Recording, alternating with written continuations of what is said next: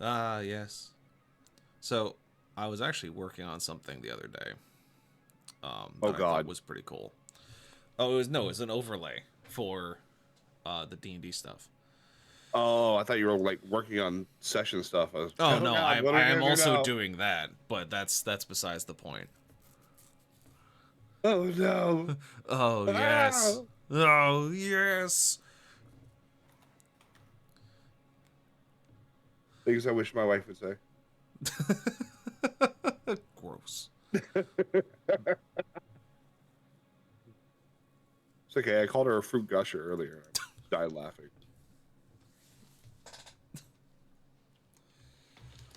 I all right. Yeah, that's that. It, Those are words you used. That look, is it fits because she used to be a lesbian. Okay, so it. Uh,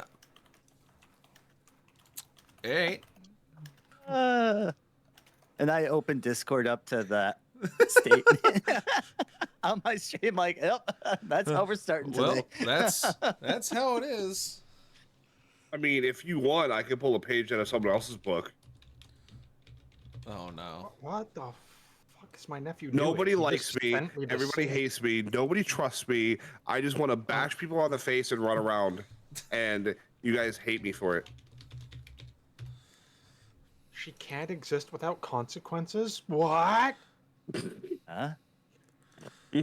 Poor K. Would Yeah, you rather me go back so to the this fucking the is slightly pervy shit? Because I'm ready for that. That sounds way more fun. so this is what I've been doing for our chatting. I'm gonna actually wind up fixing it so it actually has you guys in a different position because it's just the three of you. I gotta make a group first. Can a Righteous be a robot? When I designed him and built it, it was not robot coverall. Mm. Yeah. I will probably eventually have to make a robot coverall picture, but that is not this day.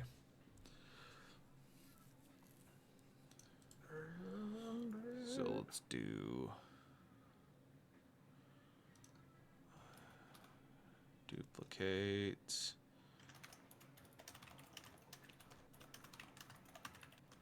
Wait, why did it do that? No, I don't want another chat title. Yeah. No, I want to duplicate that person. Silly. Oh no, there's two coveralls on the screen. Dear God. Double coverall. He's multiplying. Everyone's multiplying. Oh God. Ah, shit, though. There's just more people now. Okay. Alright, so then what we can do is we can stop that. Then we get 2 turns each. Is that what that is? Oh God. If it was a clone session, jeez. Alright, because now what Yeah. I can Now I need to that would learn be that a spell. curse. Just fucking put echo on my mic. Listen, Gogeta, we don't need your shit right now.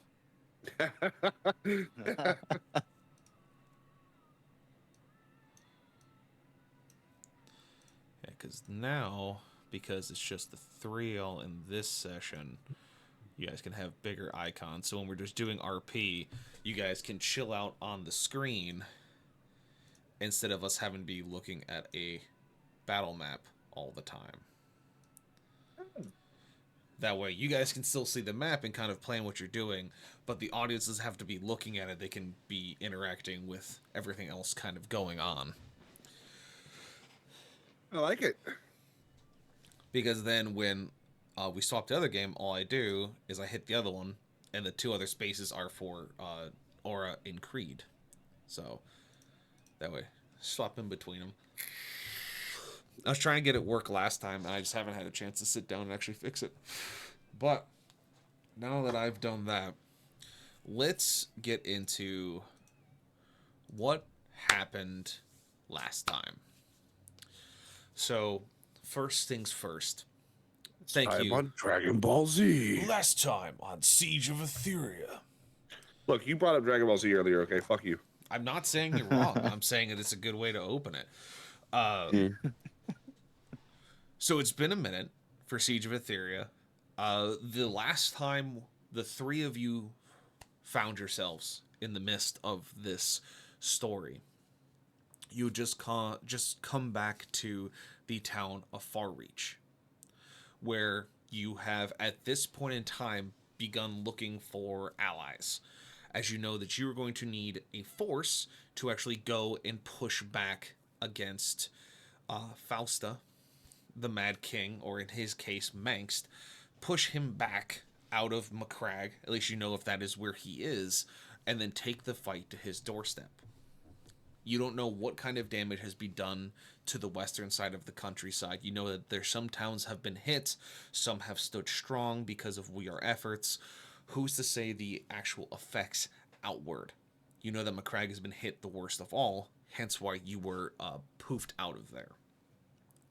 So in your adventures to find allies, you've been given a list of allies that you could potentially speak to, ranging from the berserkers of Jarl's Throne to the soldiers of Northam, the survivors of Blair's Walk, as well as anyone else in Macragge and Saints Welcome. So, one city that popped into your heads is that Farreach was a place that you had gone previously. You had gone there on a mission where someone that was close to you had a hand that became possessed by an artifact that they had placed into it. The artifact had led you to mines deep below the surface of Farreach, where you came across a number of warforged automatons who had seemed to almost have gone feral due to the influence of another monster. You eventually came across the person who owned that artifact, replaced it, where him and the monster went toe to toe and wound up taking each other out. You took the spear of the monster and you ran, as you also subsequently lit a batch of fuel on fire, and so you had no choice but to run. Thinking back to it, you imagine that Farreach would be a good place to find allies, or at least to see if you could salvage any technology or weapons from the Warforged that had existed there before you arrived. Upon your arrival, the town felt strange. You landed in your airship, piloted by the gnomes, and as you approached, the doors opened and greeted you with open arms. You stepped inside and found a town that seemed to be automated and active, but no one was around. You investigated, and you looked. As you continued to look, you would see and hear things that were out of the ordinary, things that would catch you off guard, but nothing that piqued your interest. That is until Kavral, as he was going through a bakery, finding himself some nice dwarven rum cakes, the smell enticing him to investigation, was pulled quickly under the floorboards through a trap door, where he was talked to by a bunch of other Warforged, who believed him to have been kidnapped by the Fleshy Ones, and was asking if they were here to hurt them, if they were here to take them, as they seemed to be very timid and scared. Kavral reassured them that no, he is not kidnapped. He is a partner, a comrade, and they are here to see if anyone is alive. When the townspeople who are Warforged realized who you were, they came out of the woodwork in droves. They came out greeting you and realizing that you were the ones who broke their chains, cut their strings, so to speak, and allowed them to become free. Where they had been living in quiet captivity in Farreach, keeping to themselves as they made a simple life, following their instincts from their dwarven minds that had been placed in the souls of these machines. You greeted them and they spoke of you and you shared stories. They explained to you what had happened. One of them even brought you down some stairs they had excavated to the mines where you originally had fought these automatons, where you found the remains, as a strong word as that may be, of Christian and the lead geologist, where they had slain each other in a death battle to free the souls of those that wished to leave. Having the cylinder still in your person, you placed it back into the chassis of Christian and you walked away. And you felt that he spoke to you. Paying it no mind, you felt as if it was just a simple whisper, metal creaking against metal. And you went back up the stairs as you begin to hear bells going off in the town. It turns out the greenskins you had fought previously had chased you down to the town of Farreach from your aerial escapades. After slaying the dragon and slaying their frontal assault, they have decided to surround the town and try to break down through the front door and assault you directly. As you stood your ground and prepared to defend this city, built into the mountains with only one way in, by ground at least, you were able to hold them back. At least their first assault. Other Warforged began to join your procession. A group of 8 stood behind Kovral ready to fight, 4 of them standing shoulder to shoulder with him guarding the door, with Finrod at the nose, having just punched a small goblin out of the doorway into the nothingness from whence it came. Rage again jumping up onto banisters and battlements, firing pain down upon the enemies and horrors that lay in front of the gates, and as all seemed lost, as you continue to see goblins and hobgoblins grow in size and in number outside the gates, a deep, terrifying war horn sounded from deep within the mines.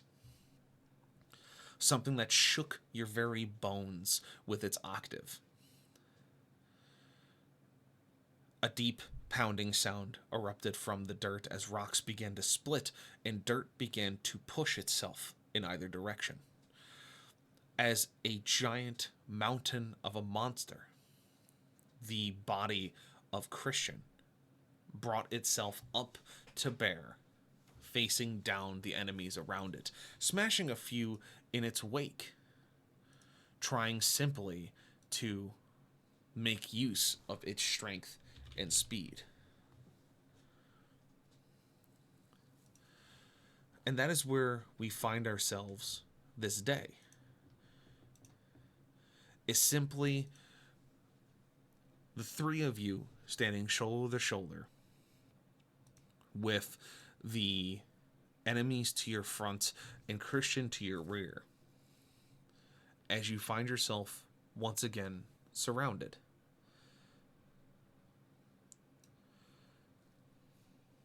Where we left off in specifics was you currently had a group of goblins and goblin archers having moved into the area around you to your left and right. You had a group of bugbears having jumped down with them with some goblin sorcerers. You have an ogre currently in the doorway with 6 more to the field with another larger group of mobs heading behind them, being led by 2 goblin bosses and 1 chieftain, who seems to be a much larger issue than the others that you will see.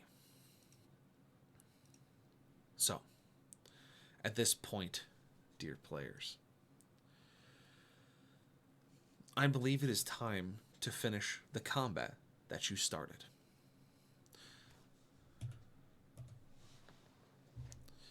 So, where we left off, it was on your initiative, where you had chosen to go at a team initiative. So all friendly units would be going at the same time. Enemy units would be going at the same time. You currently have a wall of wind holding back the doorway, with the ogre standing in it. Rage, you are on top of the battlements. Finrod, you're staying in front of the wall of wind as you just sucker punch someone into next week through it. Coverall, you still have your 4 guard and your retinue of 8 soldiers behind you, and you're currently surrounded by a group of goblins, a goblin sorcerer here, a group of goblin archers, a group of bugbears, 5 strong, and a sorcerer. You have Christian to your rear, who is a gargantuan creature. And then you have this nice little mess of shit up front that you have to deal with. Here is your doorways and your walls. They are 30 feet high. And that is what we got so far. So, as I said, you guys will be starting initiative to continue your punching time.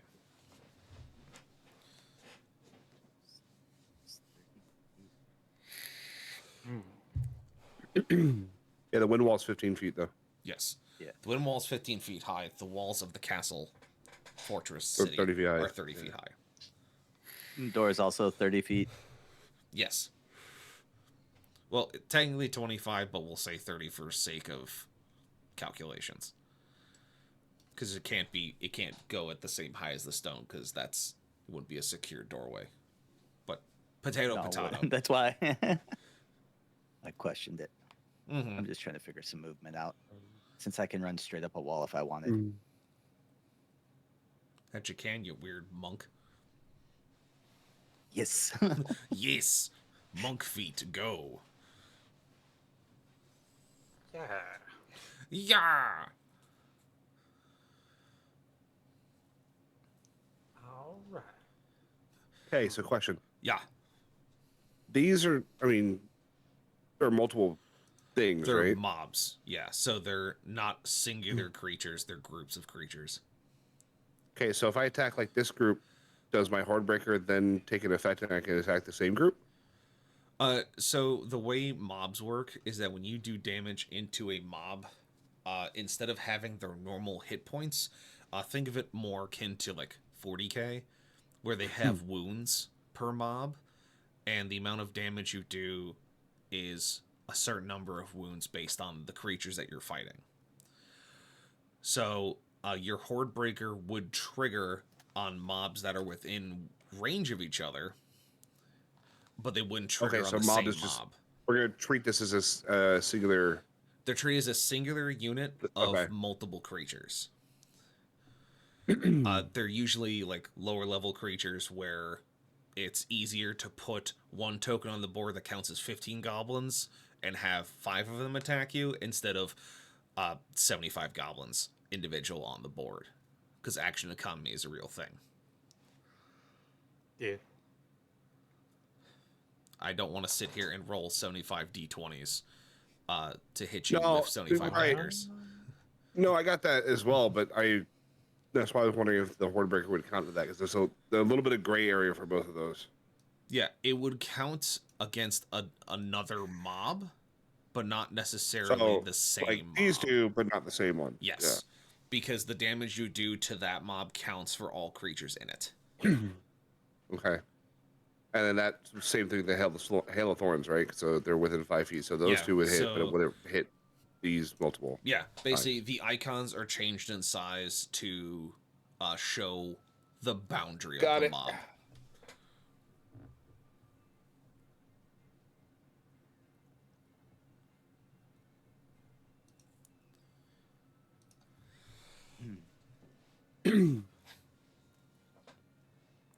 The only ones that aren't mobs, just so you guys are aware, is These small these ones, two right? sorcerers, these 2 goblin bosses, and the chieftain. The these ogres, the ogres are also not mobs; they're individuals. So this is 1, 2, 3, 4 ogres, and then Christian is not a mob, but you're not fighting him. But just so you understand, How I was looking at it is you have these numbers right here. yes. So I was figuring these are the mobs. Well, see, Yes. this one doesn't have any up here. So Yeah, I wasn't sure. I haven't this put one either. all the numbers down for them because I was usually waiting till you guys would actually shoot it, but I mean, that's fair. Oh, look, it's a Zeberino. Hello, Zeb. Whoa. Welcomes. It is quite a welcome at that front door. They've been dealing with it for a minute. Yes. So, what do you think I should focus on? So do you want me to just give you a quick overview of people's abilities so you can have a better plan? Give you a peek behind the veil as a ranger? Mm-mm.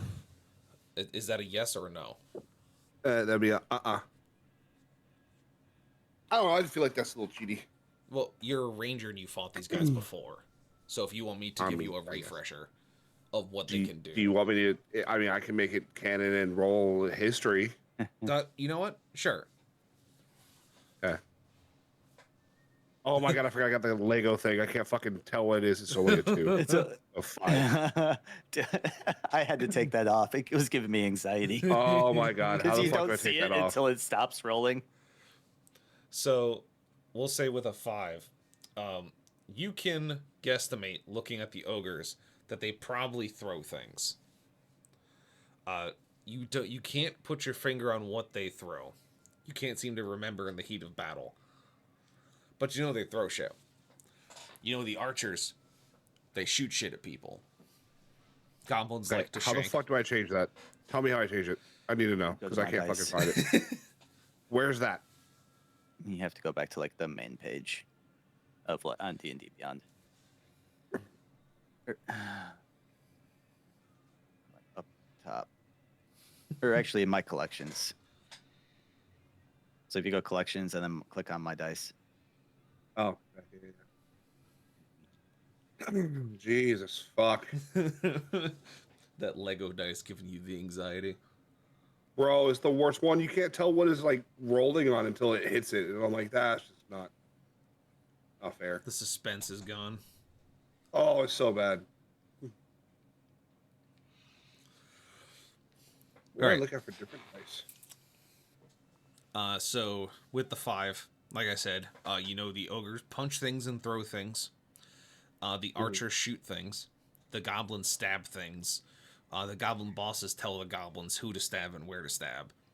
The chieftain's really strong and probably likes to throw things. The Booyah Booyahs, or the goblin sorcerers, do magic. And yeah, that's all you really remember in the heat of battle. Oh. I hate everything about that.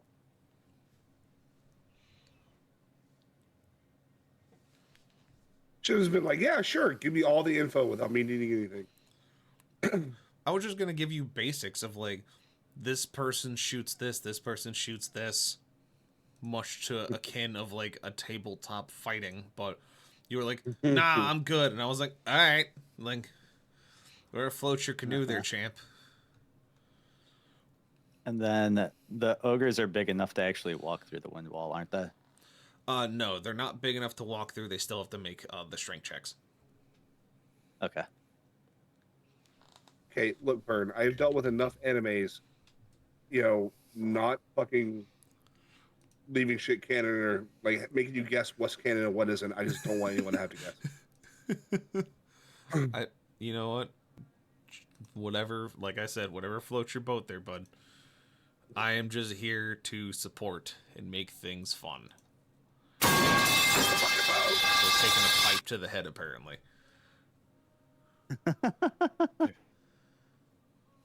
I have been piped. I don't know what to do. Sounds kinky. I know. Oh boy. Oh, I gotta take off all these other creatures from that other mission you went through very specifically for reasons. The other mission? Ah, yes. The other mission. Mm-hmm. You know, that was And- purple and sparkly. I'm gonna fucking buy that dice. It's purple and sparkly. Therefore, it is mine. Ah, I am so glad that Stealth just fucking choked on that because I know he knows what that means. I can guess because I you're wasn't even gross. drinking anything, and I just like started coughing because of it. I wasn't even drinking anything. I just started dying automatically. How does this happen? How does this happen to me? Oh my Man god. has best act. But yes, I do remember. I do remember, and I wish I didn't. Uh, Oh, Lord. one more quick question. So my excessive force is still running, right? Because that Yeah. runs for a full minute. Yeah. It'll run for the right. next 9 rounds. Make sure I don't have anyone else on the board. I need to pull from my archives. 1, 2, 3, 4, 5. Cool. Yay. That's much better. All right. It also helps if I get the right character sheet up. Just a little. Just a smidge. Ah. Sitting there looking at my abilities, I'm like, this doesn't look right. Wait a second. Been there and done that too many fucking times. Wait. How can I fly? I'm a cat person. This doesn't make sense.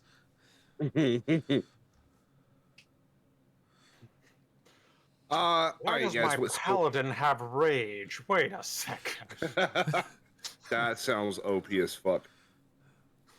Listen, I've seen it. It's, just a paladin gets mad enough to become an Oathbreaker paladin, then gain rage, and then start punching people. It's fine. Jesus. Anything can happen in the D&D. Sounds dangerous for like his party, not let alone fucking enemies. Yeah, that's what made it great. All right, so who should I focus on? Should I focus on archers? Should I focus on trying to dwindle down these things? What do you guys want me to do? Should I focus on people back here first? What do you guys want? What do you want from me? Bummer song. Get out of here. Let's see. I almost feel like overall in the group could probably handle the back here. Probably. If You me got the and gate? the one group went off to the right, and then big guy went off to the left, or either or.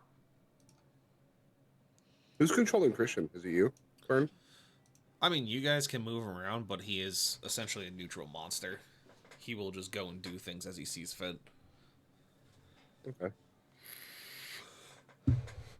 Yeah, sorry, Zeb. We run 3-minute ad breaks on the channel, so it stops pre-rolls. So people who want to jump in don't get hit with 2 minutes of ads just to come watch the stream for the first time. You'll control him from chat? You know what? Sure, Zeb. You want to be active? Control him from chat. I'm here for it. Fuck it. This sounds good. Oh, this Fuck it.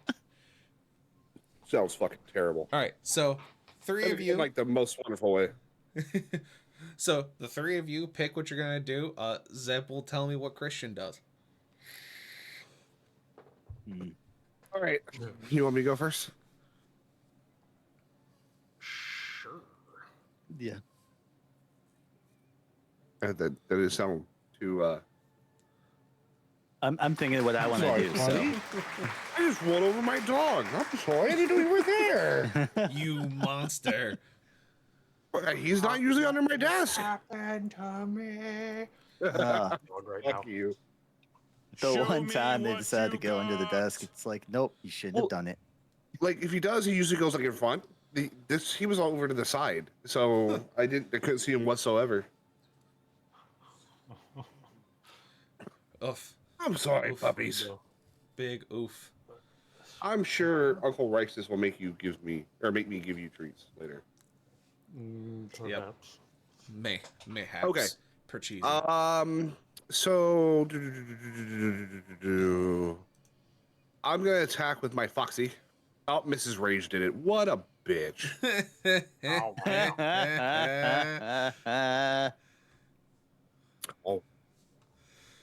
Oh, Coming in clutch. How best is our... This is why we all love that woman. Mommy. Nah, this is why we love Mrs. Rage. sit. Speak. Speak.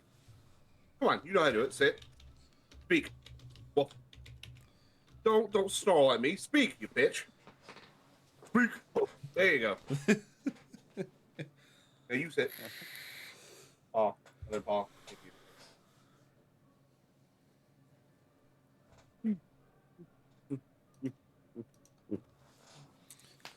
Okay. All right. Oh, that's over. Okay, yeah, so I'm gonna attack with the Foxy. Yeah. I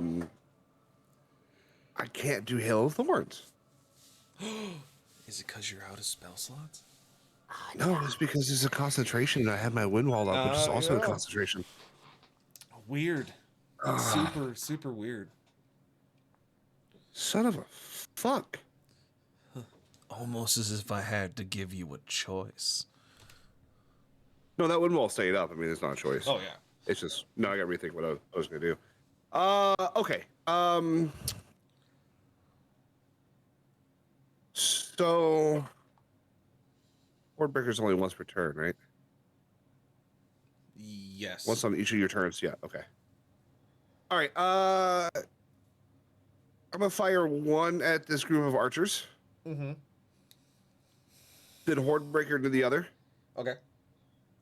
and then we're gonna attack this one again. Okay. So roll to Alright. hit all 3 times, please. First roll, 15. Second roll is a nat 20, Nah. so a 31. Yoppers. And then third hit is a 24. So, So 15, first one 31, miss, 24. second 2 hit. Okay. And this one's a crit, right? So double? Yeah. Okay. So, gonna roll the normal damage there. So 1d8 plus 5 piercing, that's only 6. So 12, but then I also get a d6 of fire damage. Does that get double too? That probably would, right? Yeah. Because it's part of Okay, your total so- damage. Because it's not like it's a fire arrow. It's doing Right. damage because of the weapon. So another 6, so we're at 18 for that one. Very nice. Gonna roll that Foxy hit again. We're at 11 for that one. That's normal. And d6 for that is another 5, so 16. So 18 on the back one, 16 on the front one. So that would be bringing you to 4 kills on that one. It'll be another 4 off of these guys. Very good. Wish it defaulted the text bigger. It's always so damn small.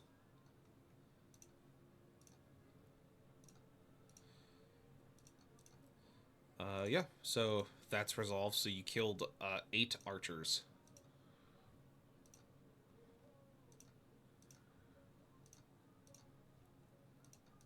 So who is next? I'm gonna need more fucking whiskey for this shit.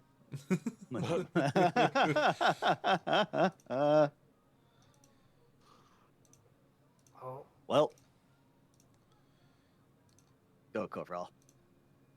I am going to divert me and the 4 guys.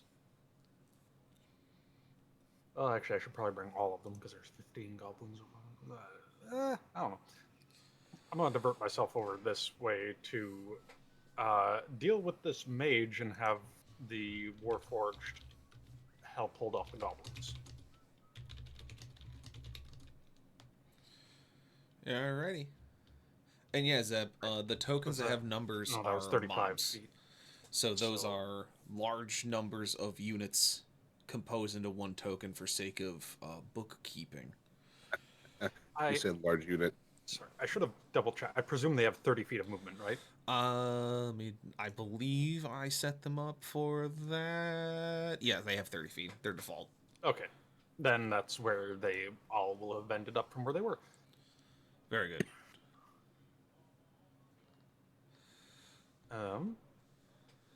That is such a And large drop off for damage. Oh, sorry. I'm thinking out loud. God, you have to get that bad? Fuck. I interrupted his thinking. He smashes his keyboard. what? At least No, Razer makes good keyboards. Frickin' took. I was taking apart the freaking rolling tray, and part of it hit my keyboard. I know. I was We just fucking with figured. you. It's more of But like I said, at least Razer makes good keyboards. You don't have to worry about those breaking because of cheap plastic. yeah, fair. True. Unlike the other things they make. It's just, and this is where Coverall becomes an oath-broken paladin. I will fix Apparently your I bought all- manufacturing practices. Apparently, I bought all my Razer stuff like in the nick of time because like this Oh. stuff is pretty decent.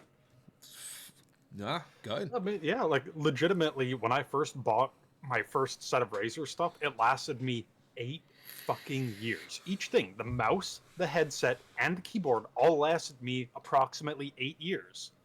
I really wish that I had bought a second copy of the ones that existed at that point, because by the time they broke, they stopped selling them. Oh, Every time. The freaking, yeah. All The right, Ouroboros mouse and all that shit. Yeah. But yeah, I'm gonna roll to attack on the goblin, so. Ooh,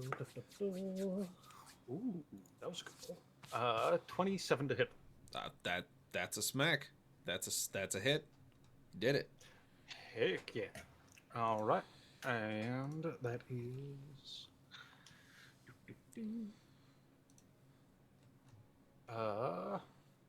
Right. Keep forgetting. I need to roll that on here because I don't have a D8 anymore. The mimic got it. Oh, I've rolled maximum damage, so 12 damage. Yeah, all right. You want to roll your second hit? Yes, please. That is a 22 to hit this time. That's still a hit. All right. You're doing it. You're making it happen. Eh? Ah, fuck. 3 damage. Sorry, not 3 damage, 5 damage. Because it's plus 4. Shit. All right. And so, the two Warforged next to you are going to make their attacks. They get 2 arm blade attacks each. They also are plus 6 to hit. Ooh. So 21 on the first one, 14 on the second one. Other guy, a 9 and a 15. So that's 2 hits for them. 2d6 plus 4. So we'll do this and then add 8. 17. So you did 12, then 5. Yeah. 32. All right. They gotta make a con save because they took more than half their hit points. All right. So the sorcerer is still up, but is wounded severely by you and the Warforge that approached them. All right. At this point, it is now Mr. Finrod. question before he goes. If that's Answer. okay. So I have fire arrows, right? Yes, the foxy bow that you have causes any munitions to go into it become infernus. So yes, Right, but I already have fire arrows. it wouldn't double the damage. It would they wouldn't have to make it fire arrows. Okay. It would basically, instead of being regular fire, you can't see me doing air quotes, but you can feel it. It would be magical fire. So it would have the magic attribute instead of regular fire. For Okay. reasons. I mean, I figured I figured it'd be something like that, but try to get every advantage I can here. Yeah.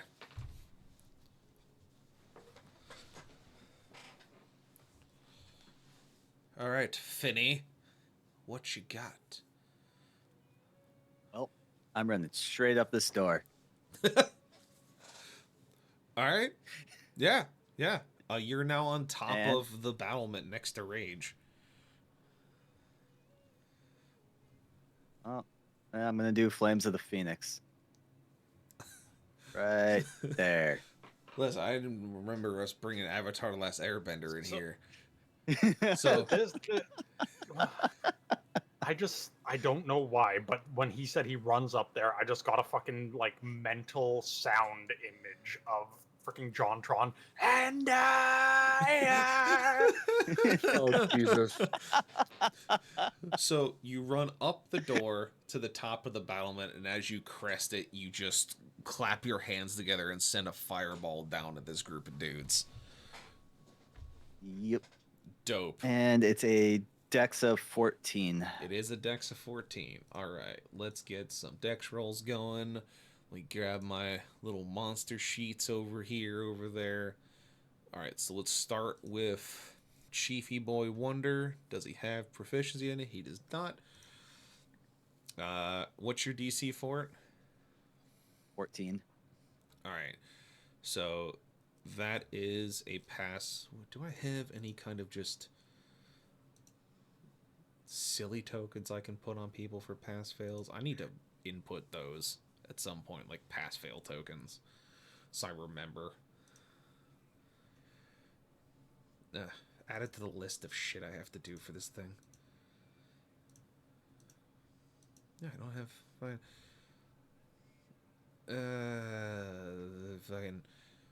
the pass. All right, Goblin Boss. All right, Goblin Boss. Other Goblin Boss. That is a fail. Ogre Boy. Pass. Goblins in mass. Let's see. That is a fail on their part. Other Ogre. That is a fail. Corpse of Goblin Boss. Fails. Very good. All right. Give Just me gets that burnt to a damage. crisp. Did you roll for the corpse? I don't know. I just thought it was funny. 34 34. All right. is Cool. the full. All right. So we'll go. Makes it seem like you were playing on him getting back up or something. I mean, he could have, but now he's in cinders. He was just in the circle, so I was like, I'm just gonna roll for him anyways. He had disadvantage among other Damn. things, but Finrod put him in an urn. all right. So he put him in an urn. Ah. All right. So that guy's pretty fucked up. Where's the Goblin Boss? All right. This boss is just completely KO'd. Very good. Put my fail token over there. Fail token over there. So he's wounded. He's not dead. Wounded, not dead. I'll do your math in a second. And then him. No, go back. Slightly wounded. The chieftain. These goblins. Give me a quick con save. See if I'm standing. Nope. Dungeon rings. That was a lot of fire damage in one burst. They did not enjoy that. So Use of my last fireball. so took full damage. Is not looking super great. Is definitely singed and wounded from previous attacks. Slightly singed. Looks about half-hearted. He's still looking pretty hardy. Missing some hair, but he's looking pretty hardy.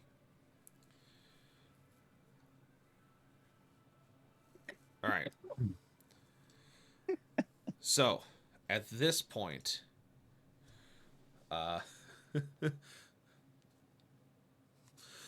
So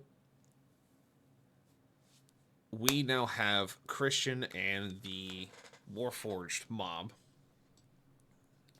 So at this point, what we'll do is I will either let you guys have control of the Warforged mob, or we'll let the dice decide. What do you want? Because they do follow your commands. It's just more of what would you like to do.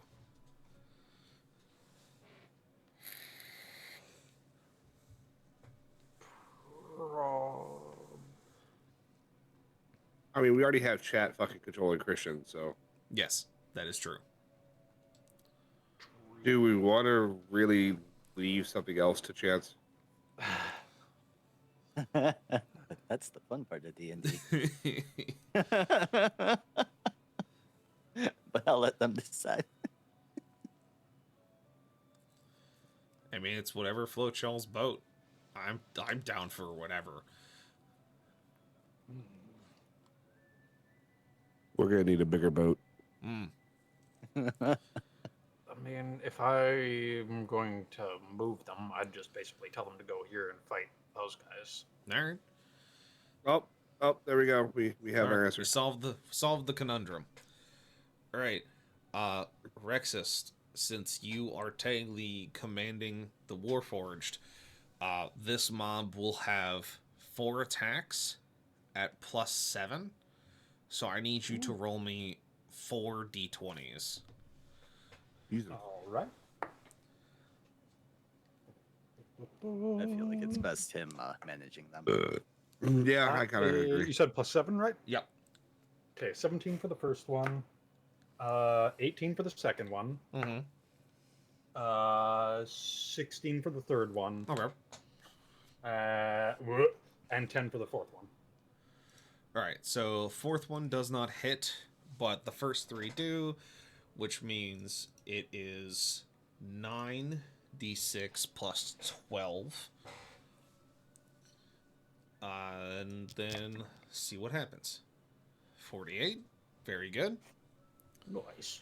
Nice. And then we'll see what happens with the con save. All right. They're still kind of standing, but they are now down to. If my math is right. 3, not 13. 3. 3 individual goblins, absolutely massacred by the Warforged squad. All right, now, Mr. Zeb, it is time for you to control Christian. Where does he go? Where does he go, chat?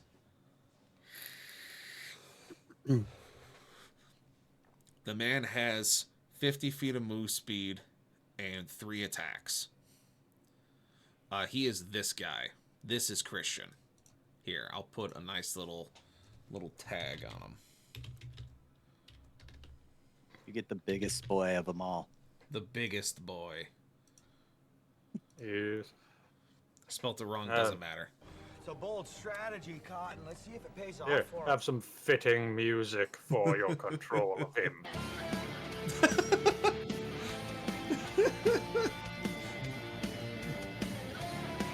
Very good.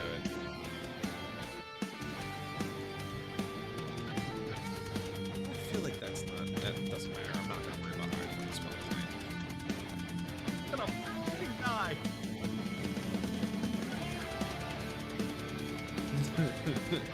Ooh, I'm on pace. Some 16th notes in there. I'm here for. Fucking Portnoy on the fucking drums, man. What the hell?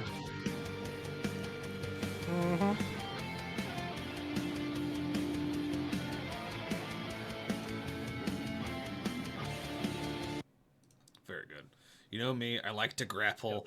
I say do some crowd control over somewhere as a diversion. All right. Well, you do have these bugbears and archers here that do require a good punching. So if you're going to send them over to do any kind of crowd control, this would probably be a good spot. So we do have a couple abilities for Christian that make him really good at this. He has an unrelenting charge, which forces those that he hits to roll strength saves or just get the shit knocked out of them. Thank you for the bits there, Rage, trying to jump scare my ear holes. Alright, so bugbears don't fall over completely. Archers don't fall over completely. So they're still standing, but now it's time for the punchy, who saved the charge for the ogres. He just gets it when he does his movement. So that is just what he does. Because he's going to go in for a punchy? Yeah, he's going to go for a punchy. So, Zeb, you get a few choices for his punching. As a Titan, he gets a couple of different attacks. He has an axe hand, a hammer fist, and a sweeping axe attack. He can either make 1 or 2 attacks of either of his hands, or he can do a sweeping sweep attack.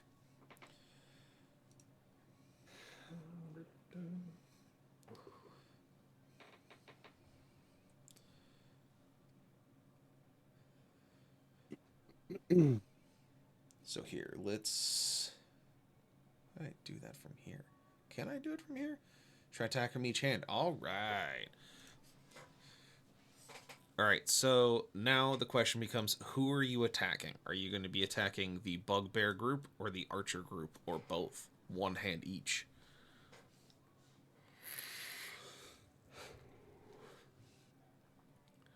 Behold the power of 2 hands. The power of 2 hands. 1 hand each. All right. So let's show you guys what's going on here. Let's put in his bonuses. And it is nope, it's a plus. Wonderful. So for his first attack, he gets a 22 to hit the bugbears with the axe hand. And then for the other one, for the archers, he gets a 17, which I believe still breaks their AC. It meets it as a mob. Very good.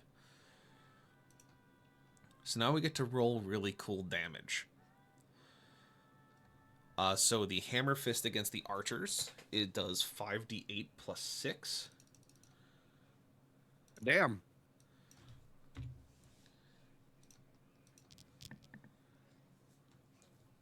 So it does 38, and they have to succeed a level DC 18 strength throw, which they don't. That's a fail. That is a fail. So that mob is now considered prone and also loses... No, let me edit the numbers, you nerds.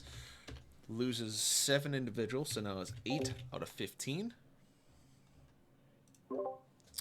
I muted myself because I forgot that I put that slash on my numpad as my mute. Yeah. God dang it, Bobby. God dang it, Bobby. So they're prone. And you fail. And you fail. Alright, so then the axe hand goes at the bugbears, which was a hit. That does 5d8 plus 6 as well.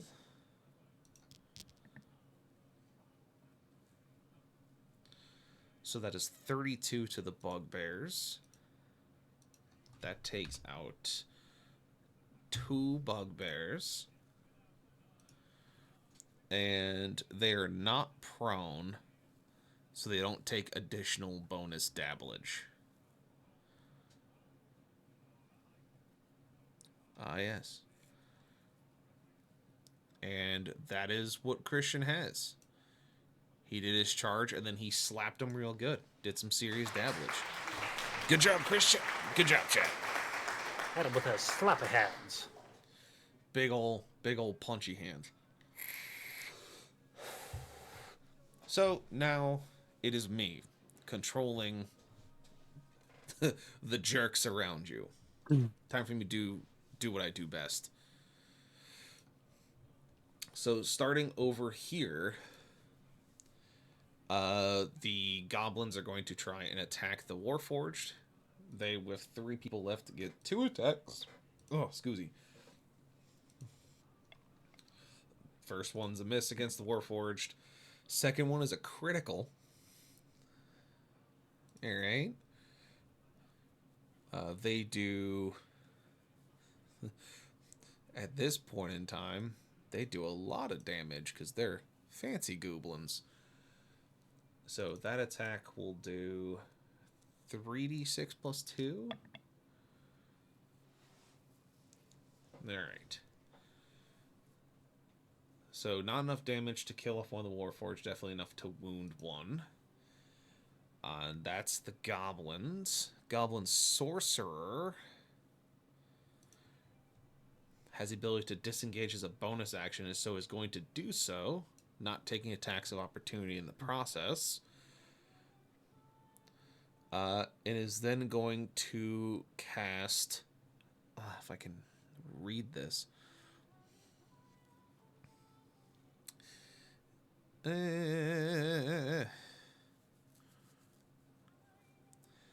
It is going to cast Cone of Cold.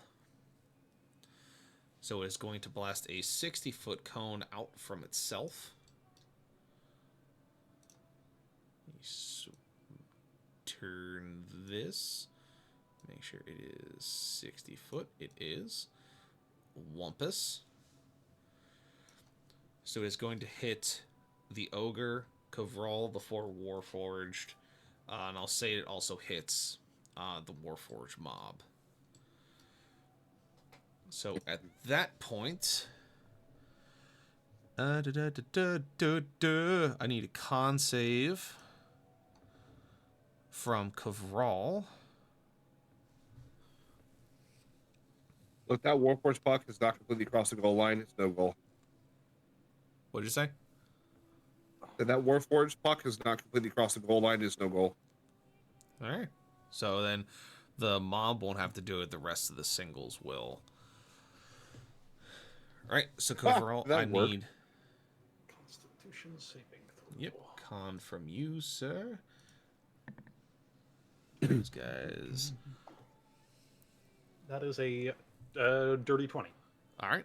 So that is a pass for you. The Warforged have a +4. So that is a 1 fail.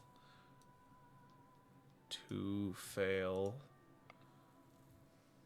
A pass. And a super fail. Very good. Oh, Very fun. Very great.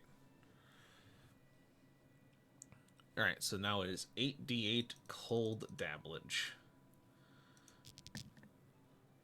That is 37 cold dabblage. That would be... Where's it? There's... so that would be half to you, Kovral. So that would be 18. 18 to you and 1 Warforged. And it would kill off this Warforged. The other 2 need to give me con saves to survive the hit. 1 fails, 1 saves.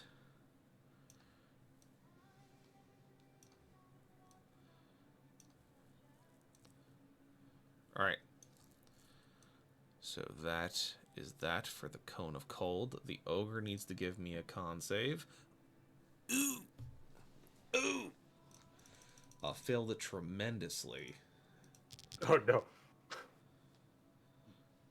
Poor Ogre was like, oh, this wind hurts my hand. Oh, it's suddenly very cold. Do I have a Become Icicle? There it is. Petrified. That works.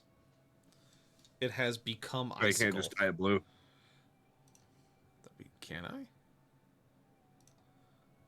Place image, align image, attach copy. No. I can't just turn it blue. I would, though, if that was an option. That would be perfect. Question. Yeah. Does that turn my wind wall into an ice wall? No, because your wind was not made of water. It's made of air. I mean, oxygen is, you know... there's humidity somewhere, I'm sure. Are you trying to get me like cancel your wind wall? Because I was gonna No, turn I'm into trying an to get ice you to wall. make it more dangerous. Make it more dangerous. It has become a paper shredder made of ice crystals. It's a hail wall now. Like that's what it is.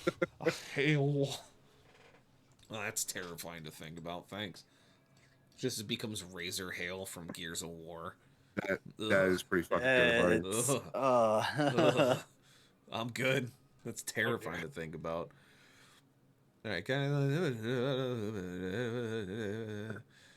actions. Did that because the Cone of Cold is an action. Yep. Did its bonus action, and now it's going to run away. All right, very good, wonderful. What is?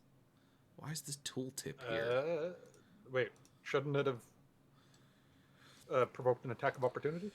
No, it took disengage as a bonus action because it's a goblin. Oh, I see. Oops. That's how it got away from you to cast the spell in the first place.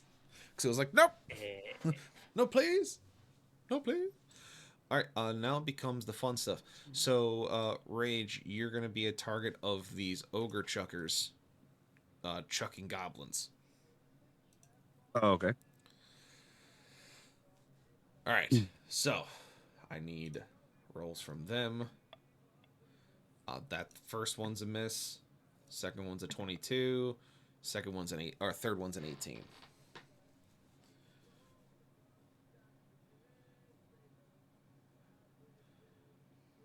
I gotta find something real quick. Hold on.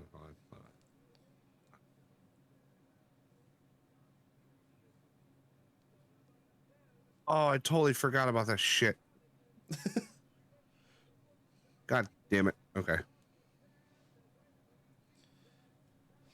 All right, so I have to do some math very quickly because this first guy missed tremendously. Okay, so that was 3 different attacks, right? Yes. Okay, then yeah, the second 2 hit 22 and 18. All right. So that would be 5d4.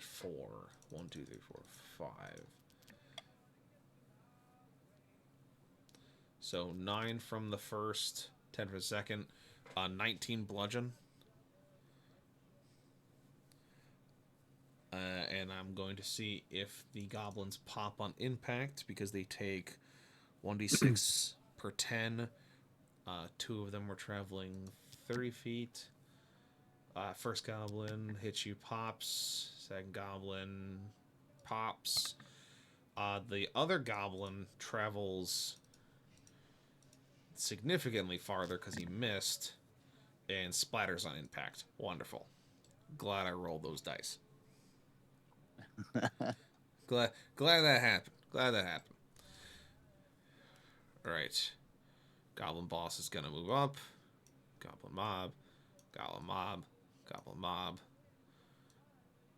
Archer. Archer. Archer. Archer. Chief is gonna stay where he is. Archers can't really see Rage because he's at the top of the battlements. They can't really hit him effectively because he's 30 feet up. So he's just not at a good vantage point for them. Most of the rest of goblins are all melee. Bugbears are going to try and attack Christian, which they are. Nope, that is Bugbear Chief. It's not the one I'm looking for. Where's the other one? Ah! Ah! Ah! Where are you?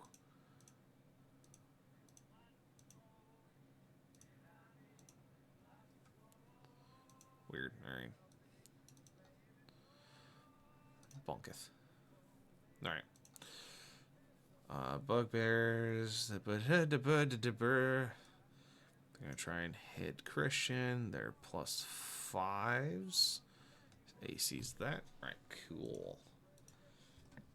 They get 3 attacks.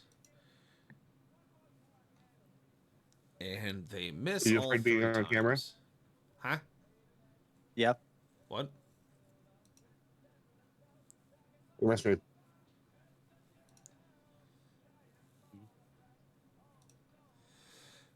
But yeah, so they miss all Where's 3 my stream? times. Yeah, I'm looking at your stream. Oh God, it's Mrs. Range. Dear God. She was giving me juice for my vape, and she's like off the side, just off camera, on purpose. Like, what, you're being on camera? Yeah. Du, du, du. Well, you're stuck on camera. Well, you're stuck there now. Moist.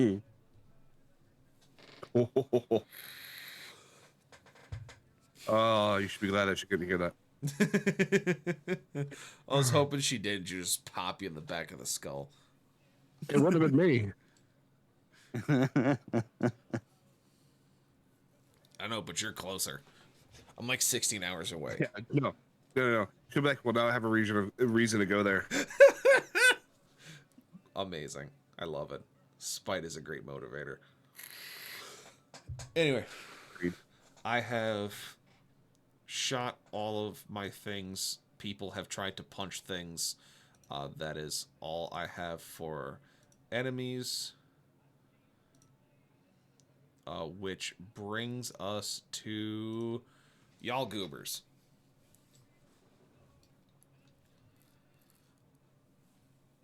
Who's going first?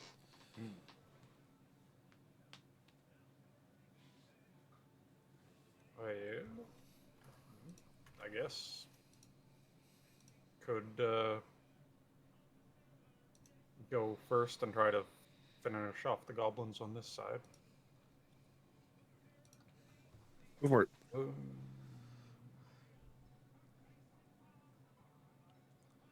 Wait, 1 second. Do I have...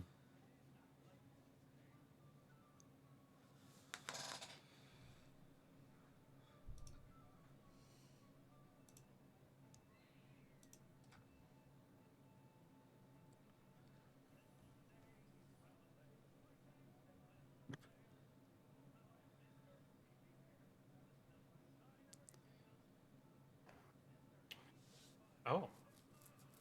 Oh, wait, no, I don't have that.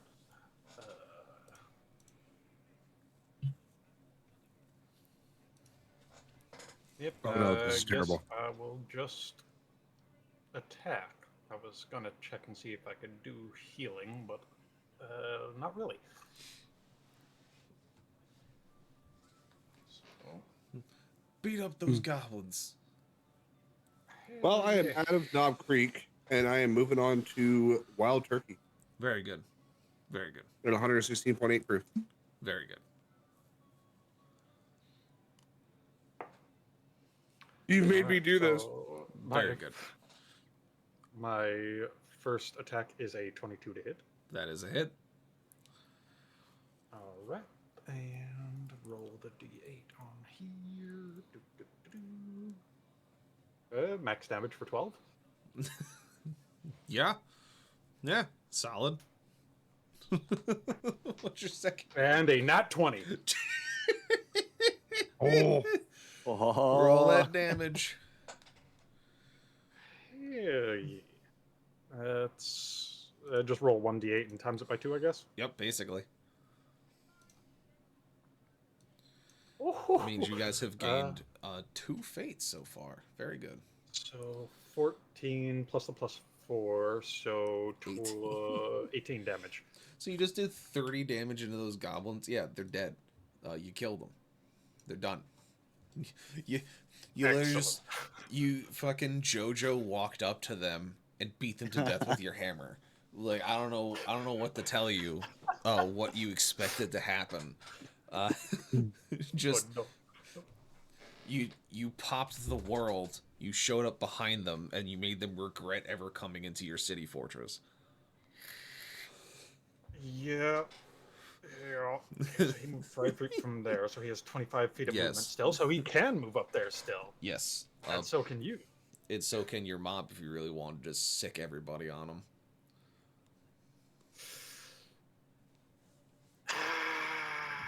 Or do you want to send the mob to the other side? we can wait on that for a moment. Mob to the others. Or you can wait on that, can't Uh, you? Oh, you can. make sure. Make sure Oh, you yeah, kill I the would thing, say- and then Yeah, Yeah, because I'm gonna I could run have down and them go over attack there. and then decide where to move them afterwards. Yeah. I need you to kind of kill this fucking ogre in front of my wood wall here. This petrified, made of ice ogre that is technically dead but is now a statue. Oh, sorry, dead. Yeah, it's petrified. It's Dunyan rings. Oh. It's just it got turned to an icicle. I didn't know if it was gonna thaw or something. No. It got a nat 1 on its con save with max damage cone of cold. Oh, It didn't okay. have that many hit points left. look, I thought it was a Pokemon battle. I thought I was gonna unfreeze and attack, and you know. Listen, you're fair to ask those questions because that is something that can occur. So, but If they're really good at holding their breath. right? Give me give me 4 attacks plus 7 each, as before for your Okay. 2 Warforged soldiers. 19 on the first, 22 on the second, and 19 again on the third, and 23 on the fourth. All right. So damage. essentially, that is going to be. Let's see. This 2d6 is 8d6 plus 16. So the Warforged do 49 into that goblin Jesus fucking in Christ. total from all 4 attacks, and just rip it to shreds. Just 1 second. As they run at it, you just hear Koval go, "Night Circle the motherfucker!" tackle that bitch! Get him! Get his ass! Just, you came to the wrong side of the Warforged there, son. Yep. Yeah, they just pummel the absolute nonsense out of this goblin sorcerer. He didn't know what hit him. It was over before it began. He tried to defend himself. You saw magic come out of his hands as he started chanting something in goblin, and then just took a metal fist to the mouth, and they just started pummeling him invincible style. It was terrible. It was terrifying. Yeah, so that sorcerer is hella dead. So where do you want to allocate your forces? All right. Well, I'll move them 30 feet this way to start getting ready to help with the other stuff. All right. Wonderful. All right. Who wants to go next?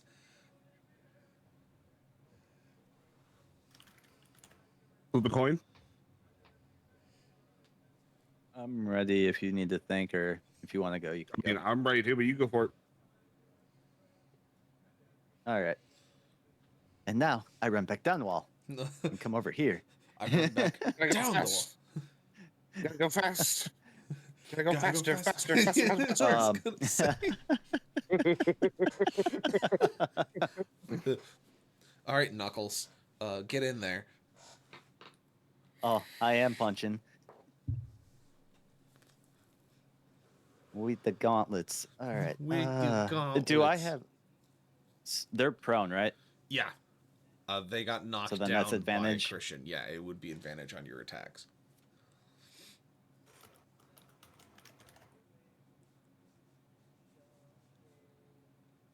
All right.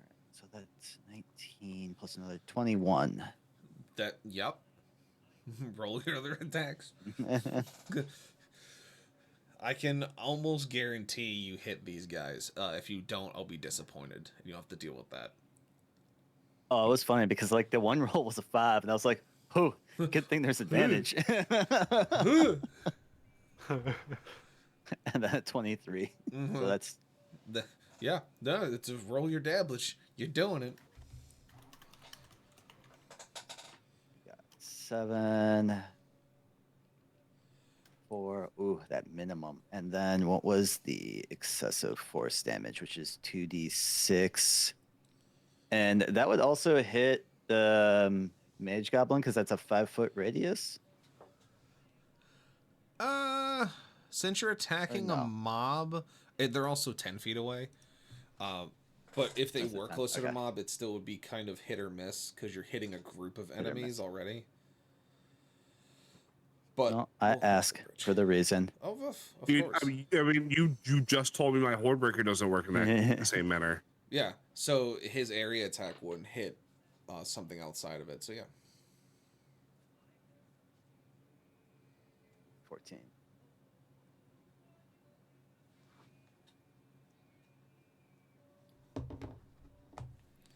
All right. What was your damage 14. total? So total between everything was 7, 11 and 4. 14, so 25. Very nice. Very nice. Very nice. Very nice.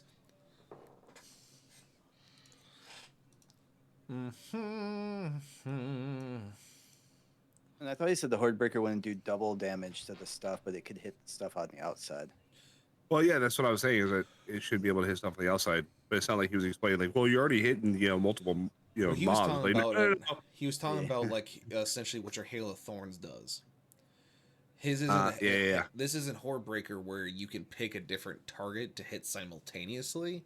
This is more of he's hitting a group that in normal single targets would be doing AoE to multiple enemies. Trying to hit an enemy outside of that mob.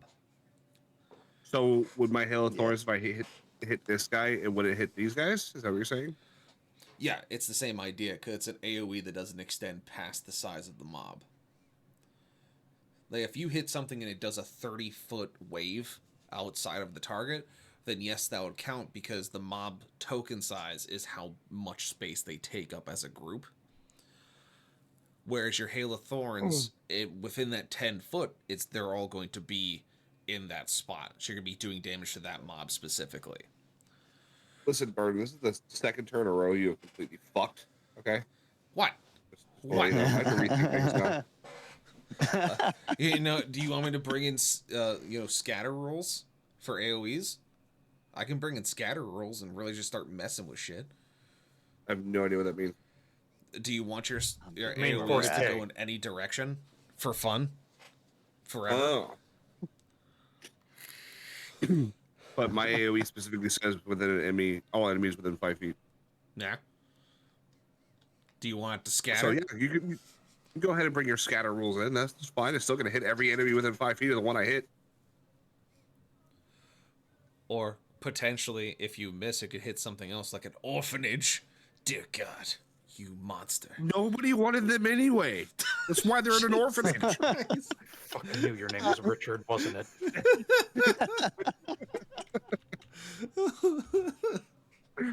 He went there.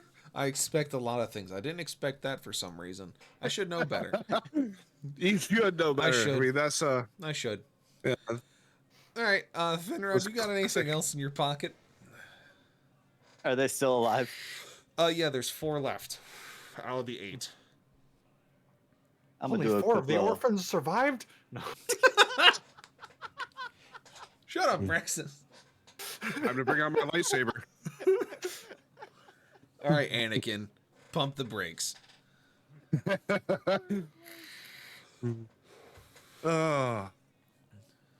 These younglings are not a threat to your empire. Be quiet. I mean, they could be one day. They might be one day. All right, listen here, Look, Lich. Frieza let one fucking stand go, okay, and then he fucked all shit up.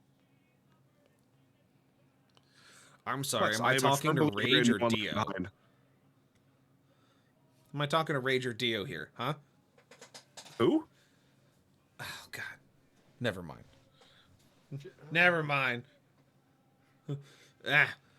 But there are four guys left in the mob. To answer your question, Finn.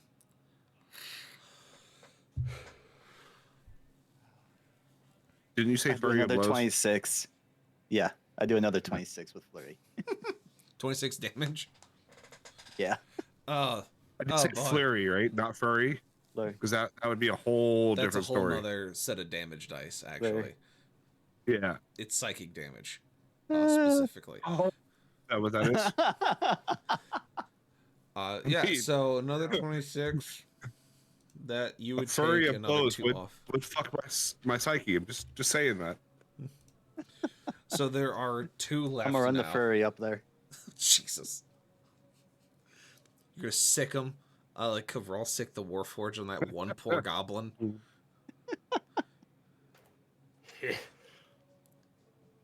I mean, that goblin did kill 2 of his friends, though. That's fair. Just saying. They did deserve it. Because they are just a Yeah. jerk goblin, but it was still very funny.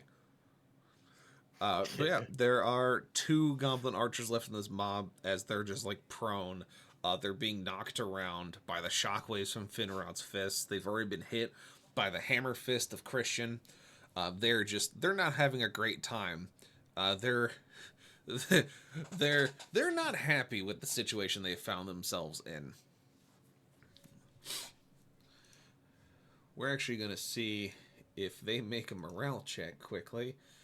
All right, they don't scream off into the distance, but it was really close.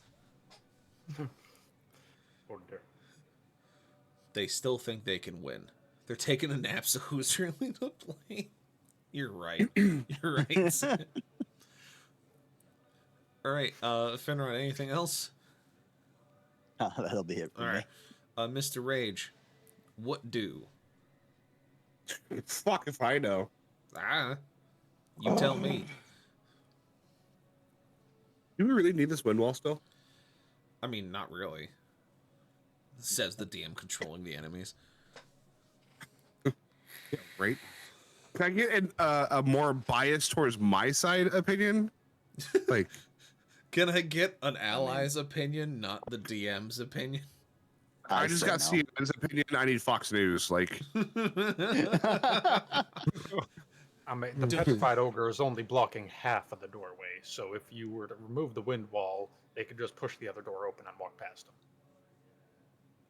I mean, that is true, but I mean, we kind of have a door blocker here.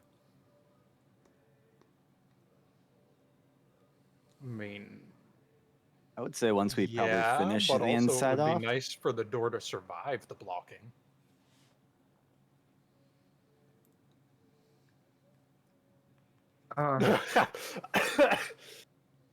Sorry, I just read what Zeb said as I said that. Cuddle with the goblins. Yep. I plan on using Big Fan to make that door Yeah. disappear. Yeah. Yeah, so at that point, I don't want my wind wall there. I don't want it to fuck up Christian's shit. So, Then yeah, go ahead, take it down and shoot somebody. Do some Call of Duty All shooting. right. I'm gonna cast Hail of Christian's, Thorns I at think, level 2. big enough. Mm-hmm. Who to you, not who's who gonna you take hitting? down the wind wall? at all. To take down the wind wall. All right, the wind wall has been yoinked. And then I'm gonna use volley. Very good. So my point of reference is literally right here. So anything within 10 feet. So it means all 3 of these guys. I'm gonna attack this back one first, then here, and then with Hornbreaker, attack that one. Okay. Roll to hit. All right. Zeb says Alright, he's so the one- bomb orc from Lord of the Rings in the Is Two a Towers. 13. Second one is a 27. Third one is a 29. And fourth one is a 25. All right, those are all hits. Roll damage. Cool. So first damage is an 11 plus the D6 is a 6 plus my Hail of Thorns is a 10. So 27, if I have that right. Yup. All right. You took out another 4 archers out of that group. Second damage. Cool. Second damage with the bow is a 13. D6 is a 1, you fuck. Oof. Hail of Thorns is a 14. So we're looking at 28.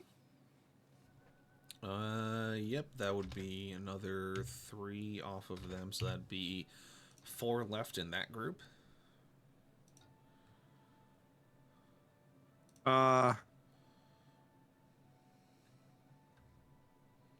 Okay, yeah, I guess you're right. Third one. we're looking at a 6. I got a fucking 1 because this game hates me tonight. Oof. With the 5 for the fire. And the Hail of Thorns being a 14. So 25? total 25. Let's give me a quick con save. Tell me they're fucking dead. Give me one that I can kill fucking today. Jesus. They do die because it's a lot of damage into them. They All right, I'm doing over. well. Game's over, guys. I'll see you all next Friday. Just dips like, I completed. I'm good. I'm good for a week. That's all I wanted. And then weeks, last though. one. You shut up. Okay, semantics. Semantics. What? Well, I'm not gonna see you guys next Friday on different games. God. All right, I see how it is. You won't see me, but you'll see them. Indeed. Yeah, I was talking There's to the the other important people here. semantics. Yeah. Oh, damn. Semantics. All right. So, Damage for the 9. big ogre. 3 and 7. So we're looking at 19. Very good. Ogre's definitely hurt. You did do some good damage to these archers. You killed off a goblin mob. Very nice. Very good. Yeah. All right. So now at this point comes Mr. Zeb controlling Christian. What do you want to do with him? Because you currently still have a wounded mob in front of you. You have the bugbear mob also in front of you. You have the sorcerer. But you also have that door. And a bunch of delicious, delicious goblins to smash outside in the front yard.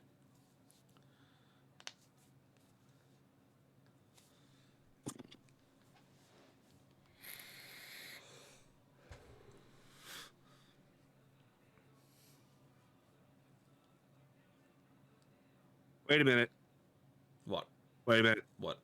Wait a minute. What? He's a single entity, right? Yeah. Should my Hail of Thorns hit them too?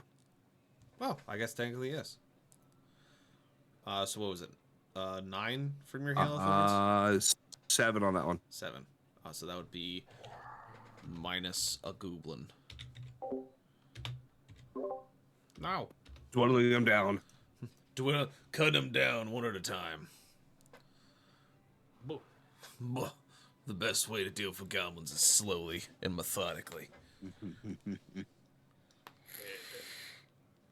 Yeah, Unless let's they're not decayed, mention then just, kick a barrel of oil down into it and light it on fire. I could do that? All right, Zeb. You have control of Christian. You see in front of you that there are 2 prone goblin archers. You have a mob of bugbears to the right, a sorcerer to the front. Then you also have that door you wanted to go remove with your face. What do, sir? I'm just happy I'm not standing on that door anymore. Man, thank God I moved myself away from the gargantuan ally we have.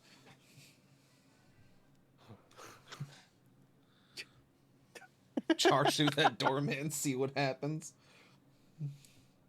Hell yeah.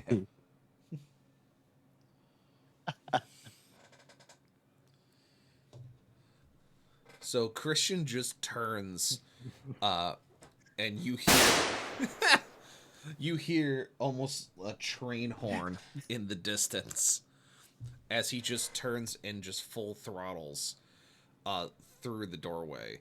The ogre here is smashed to pieces. The doorway is busted wide open.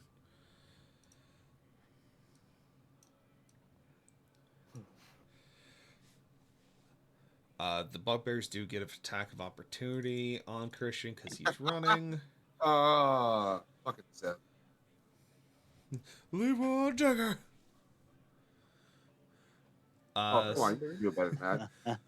Leroy Jagger. There we go. That's better. So they get their 2 hits off on Christian.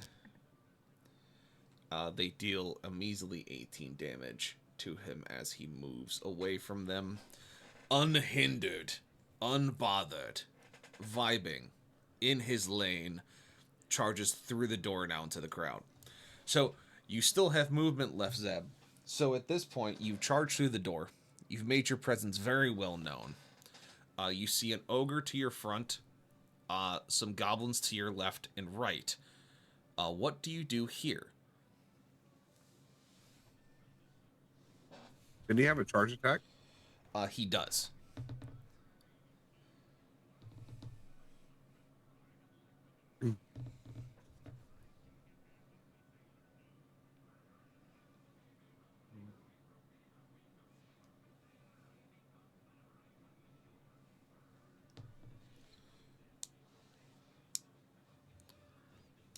Charge attack the ogre in front? Hell yeah. So Christian just doubles down, charges the ogre, and subsequently the goblin boss next to it, who did not see Christian, somehow just couldn't perceive the massive metal monstrosity come barreling through the door. So the ogre is going to have to make a He was competing too busy athletics. screaming orders to everybody who wasn't moving. The ogre fails, and the goblin also fails, as Christian just pushes them back, and they all collapse into one group, which puts them in prime punching range. Is he a blind and deaf goblin? Mayhaps. Equal opportunity employers are the orcs. No, they want to give everyone a chance at leadership. And yeah, he's going to be a straight pummel goblin here in a second, as he's going to take 4d8 plus 6 from the charge. Ooh, low damage. Sag. So he takes 17, and actually that kills him because he took fireball damage previously. So goblin boss just gets straight up waffle stomped by Christian. He is now a pancake. Waffle stomp. Waffle stomped. How does he get waffle stomped and then turn to a pancake, man? I mean, It's a he magical be a world we waffle? live in. It's a magical no, world. there's no. I don't give a fuck what kind of magic you have. There's no way a waffle turns into a pancake. He is now a flat goblin. How about that? He is now no longer a standing goblin. He is a flat goblin. Next, you're gonna say his fucking hammer fist makes crepes. Like, I mean, I'm a little confused here. Christian's a man of many talents. You're talking Hawk Ranger? I mean, oh, when you put it like that, Oh, that was a good one. That got me. You do 25 damage to the ogre with your charge. You now can swing your big meaty claws, hammer axe hands, Okay. hurting Okay, pendulums. I might have gone down a rabbit hole here. Can Oh, you God. imagine the infomercial of a waffle maker making pancakes? Just make small cup-like pancakes. Oh my god. Swing them. All right. Do you want them both going into the ogre, or do you want to do a sweep attack and hit everybody? Because your sweep Those are the attack. cupcakes your mom talks about. Jesus. Oof. The sweeping attack would hit everything within 10 feet of Christian. Smush the remaining forces with a sweep. Very good. Alright, so because it's a sweep attack from the outer edge of Christian would hit the ogre, chieftain, other ogre, and goblins. So I need to get Do you even dex. need to roll for the goblins? I mean, they're going to be at disadvantage. I think rolled a fucking 2. So they're not going to have fun with this. I told you, did you? I mean, I would say you didn't need to. Listen, I got to do it. I got to roll the dice. I got to roll my math rocks. Okay? Listen. Ogre This seems failed. like Yes, extra they could have effort. lived. Yeah, bullshit. Chieftain failed. I need more fail tokens. Refill my fail tokens. Okay, do me a favor. Once you roll for the fail of the goblins, roll as if they are like. Let's imagine that they pass and see if they still die. What, like half the damage and see if they live? Yeah, yeah. See if they live My or die. my what rocks? My math rocks. My shiny math rocks. My in this case my digital math rocks. Cause it's all digital. Other ogre. Is that what that means? What digital math boxes are all digital? Yeah. They have a +2, and his DC is that. All right, so they also fail. Rexus. Plot twists are all fucking analog. That's how you know they're pure. Dude. Oh no, here we want to talk about it. There, it's look. We're gonna have. Oh, is it not gonna do it? Hold on, I gotta. Here you go.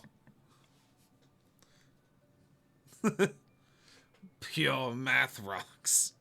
Excellent. All right, so they all failed, which means it is 5d8 plus 6 slashing damage. Well, those are d6. That's not what I want. I want this one. 5d8 plus 6, and you think that those two goblins passing are gonna make it? Oh, I mean, I knew they're not going to make it, but you said you wanted to see if they would if I let them So pass. 32. So If If he they would've rolled all passed, it would've ones, been what would have 16. happened? They'll take a turn nap There's too. always the possibility. Yeah. So it is 32 damage total. So even with a pass, the goblins would still have perished, being cleaved in twain by the metal monstrosity that has found itself in front of them. The ogre takes 32, chieftain takes 32, the other ogre takes 32. If I remember correctly, this ogre had also failed its fireball, so it's not doing well. It's actually missing a leg at this point because of the amount of damage it's taken so quickly. So it is going to be considered. God, I wish they had a better organization. Not grappled. Not incapacitated. No, it's not it. Not petrified. Not unconscious. just a flesh wound. There's- It is no. That one. It is considered restrained for the time Right. being because missing a leg. Everyone else takes their 32 and is unhappy about the situation at hand. Yeah, restrained works. I mean, he's gonna get up and go anywhere. Yeah, it's like I don't have one for missing limb. That's not a token thing that they have. Just hops along, gets 10 feet of movement instead of 30. I mean, that is something that can happen. So at that point, that is all friendly forces having gone. Oh, the Warforged here do have javelins as a choice. So Mr. Coverall, if you'd like them to designate a target for their javelin attack, you can call that now. All right. Oh, they pretty much only have line of sight on the guy. Where's my ping? Don't want. I want the ping. My ping! There we go. My There we ping. go. On these guys, right? Yeah, basically. Then most Well, I mean- likely. I don't think the ogre too, right? I mean, they could, but it's definitely going to be out of javelin range because they would have to throw Okay. over the battlements. What's the? Oh yeah, okay. Probably have them throw at the bugbears then. All right. So that is 3 attacks. I believe it is also a +7. No, it's a Probably +6. should have went for the mage. I mean, yeah, probably, but also I mean, you Whatever. haven't started the attack yet, so you can just pick whatever target you do wish. If you want to swap to the mage, you can swap to the mage as well. It's up No, to do you. what you're gonna do. I was just throwing that out there. Sorry. trying to be a dick. It just comes naturally. It's just a single wizard. What could possibly go wrong? I don't know. The fucking Cone of Cold was pretty fucking deadly. God. Aim at the goblin. All right. He's like, Lieutenant there, that was ice cream. I mean, it's so with the Warforged, they're good. They're pretty okay at range, but they are significantly better at close range. The Bugbears are kind of the same-ish stat-wise, but yeah, that wizard is a threat. But yeah, I mean, they get 3 javelin attacks overall, so if you want to split those, you can also do that as well. Scheisenberg incoming. Yeah, Isn't with this that pet ogre overall. named Jessel? Yeah. So good. Oh, I hate it. Oh, Yeah, it's great. I'm sitting over here thinking, what's the opposite of Vlad the Impaler? Because that's what you should make that goblin. I am legitimately making this gnome, by the way. Like, I am actually making this gnome. You're making the character. Oh, I love it. I'm here for it. All right. Yeah. So you get three javelin attacks from that mob of Warforged, so you can dedicate your shots however you please. If you want to put them all into the sorcerer, you can do that. If you want to split them between, that's also fine. I mean, he looks like he'd make a really nice pincushion. Fair. Turn that bitch into a porcupine. They're +6 to hit. So Ix. you get 3 attacks at +6. Right. 22 for the first one. Very good. 11 for the second. Very good. And 14 for the third. That was almost a nat 20 for the third one. I believe It was like, oh, nat 20, rolled onto the 8.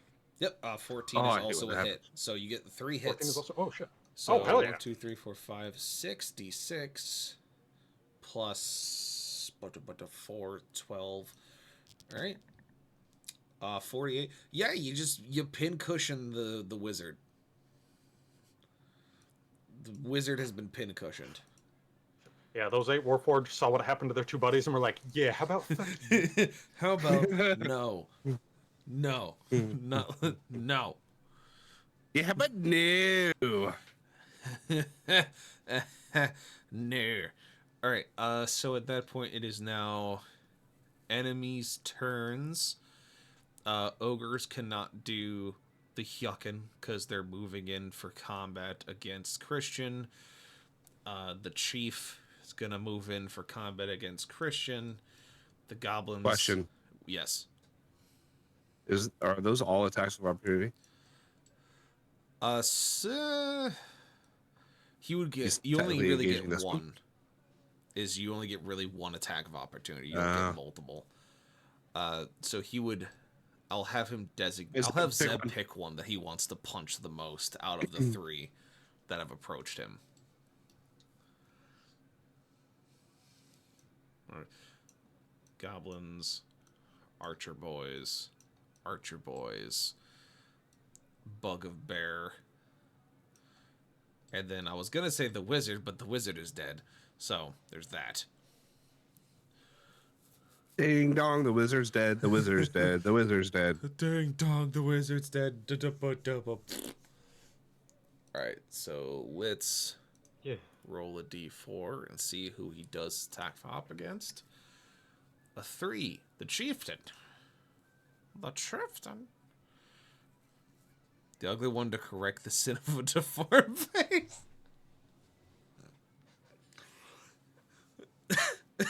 What I missed? Which one is that, Zem? Which one Jesus are you Christ. describing? Oh, that's rage. That rage guy over there. There's a few mothers only faces over here. The one with the peg leg. Jesus. Damn. All Just right. gonna live out the rest of his days as a pirate, man. What the fuck? Oh, you missed your attack of opportunity. Oh God. No. Oof. Oopsie That would doodle. fucking happen. Oopsie doodle. The peg leg man lives on. He hops over the fucking swipe. Just no. Just boing. Like Can only get lucky a few times. That's fair. All a, right. Oh no. All right. So let's start getting some of this combat sorted. So you get Nothing. Go You sit in the lose. corner with Tiny Tim. Good day, sir. Jesus Christ. All right. Bugbear's attacking the Warforged. Bugbears get 3 hits. 1 hit. Cool. Damage against the Warforged. Be 20 dose, which would kill off 1 Warforged. Alright. That's the end of the Bugbear's turn. I have 1, 2, 3, 4 groups of archers. They have a third of their attacks. They're at, I think it's 2 each now. Yeah, 2 each. So that is 8. 1, 2, 3, 4, 5, 6, 7, 8. thank you. That is. You bitch. Can I make this bigger? They used to make it so I can make the dice tray bigger. Christ, So son of a cute, bitch. baby. I can't make the. I left the jar open because I knew it was coming. We're gonna just do 4 at a time. Yeah. Ba-da-da. That Man, I couldn't just do it right away. Didn't want to give them 2 2 treats hits. right after another. Speak. 2 hits. Come on, do it. Speak. Come on. Spick. Wolf. Spick. Well, you don't stretch. Speak. Don't stretch. There you go. 2d6 plus 3. That paw. Other paw. Good boy. Da, da, da, da, da, da, da.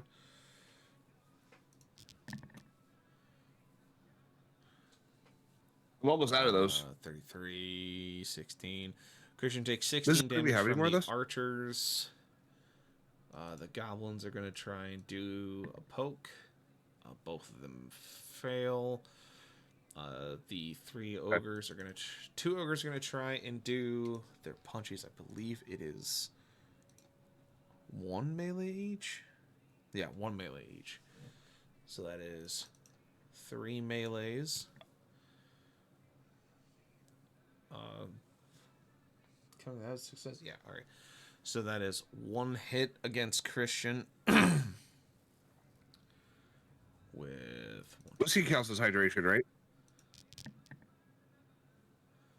That's the exact doing opposite math. of hydration, but what?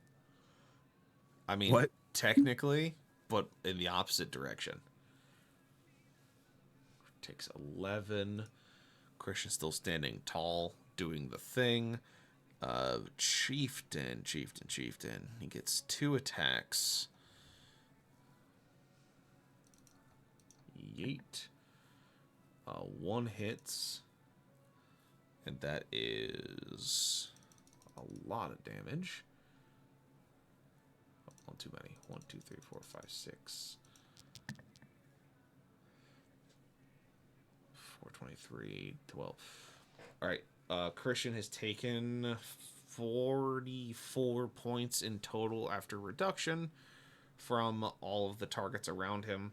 He's still standing tall with 127 hit points left. Oh, damn. So he is doing the thing. Yeah.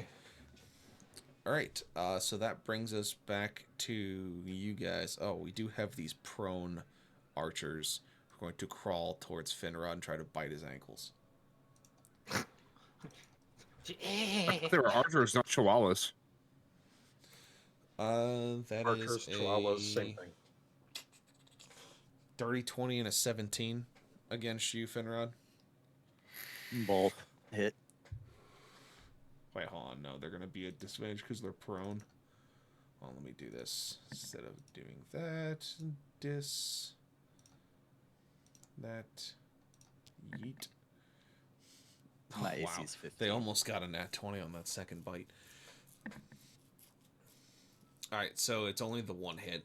Rolling it correctly with disadvantage.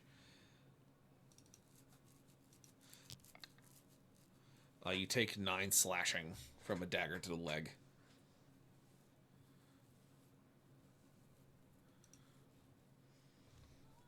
One of them got a lucky swipe.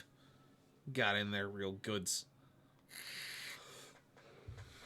And it brings us back to all y'all folks.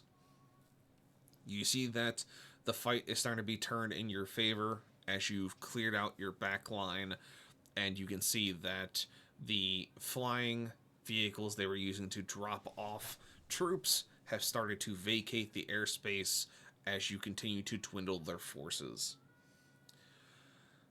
So, what do y'all do?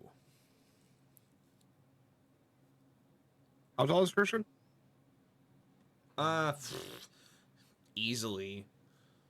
I think he's easily, because he's technically gargantuan, so he's technically 30, 35, 40 feet.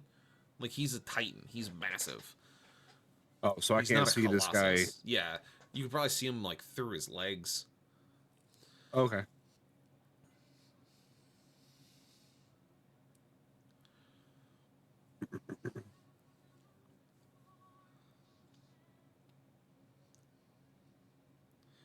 You are a tall boy, Zeb. That is correct. Who wants to go first? I mean, you let me. I'm gonna crack my knuckles and go, you motherfuckers, for cutting me. You're gonna Hulk smash with the fucking gauntlets. That's exactly what I Damn imagine fucking after you straight. pick out a dagger on you. I'm like, oh, he's just gonna Hulk smash. That is exactly what I'm gonna do. Accidentally creates Thunderwave. I mean, with what I have right now, I do a thunder wave basically. Fair. That is what excessive force is. Fair.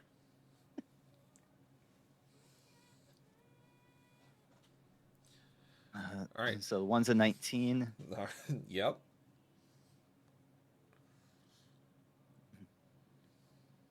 And the other's 20. Those are both hits. 9, 12. Ah, my ankle! Splat, splat. 36 Yeah. damage. You're gonna kill him outright. How do you want to do Yeah, I it? tell you, boy, he did. Like you're also sitting on advantage. These guys are still prone. Like you just been beating the snot out of them. So how do you do it? Well, we've already Oh. had pancakes and waffles, so why not make crepes? Jesus fuck. I knew it was coming somewhere. I knew it was. What Yeah, color the is Thunder Goblin's Wave. blood? You Just so depending on happens to be purple, like grape juice. depending on what books you read, it can be anywhere from like green to a dark purple. We'll do a dark purple and we'll call it fucking crepes with grape jelly. Grape jam. Jesus. That's what it is. All right, Finrod.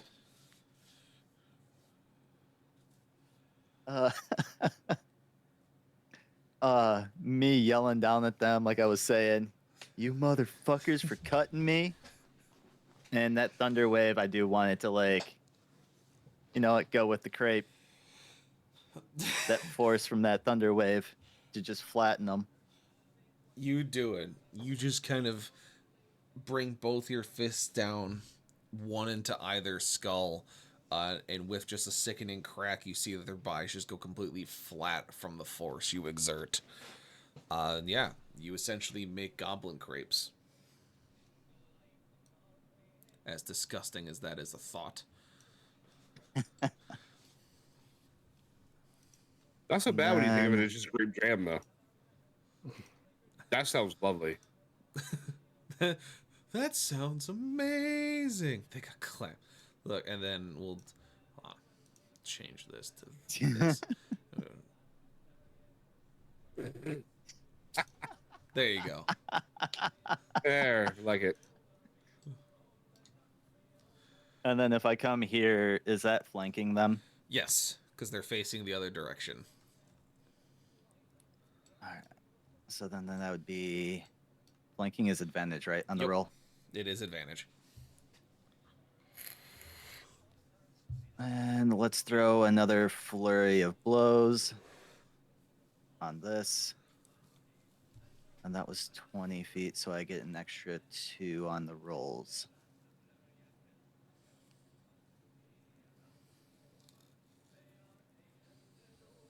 That's a 27. That's a hit.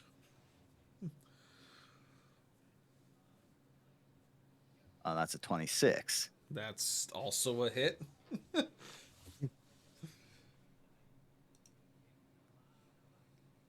7.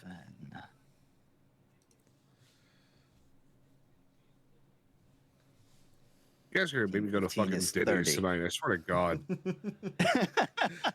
30 damage.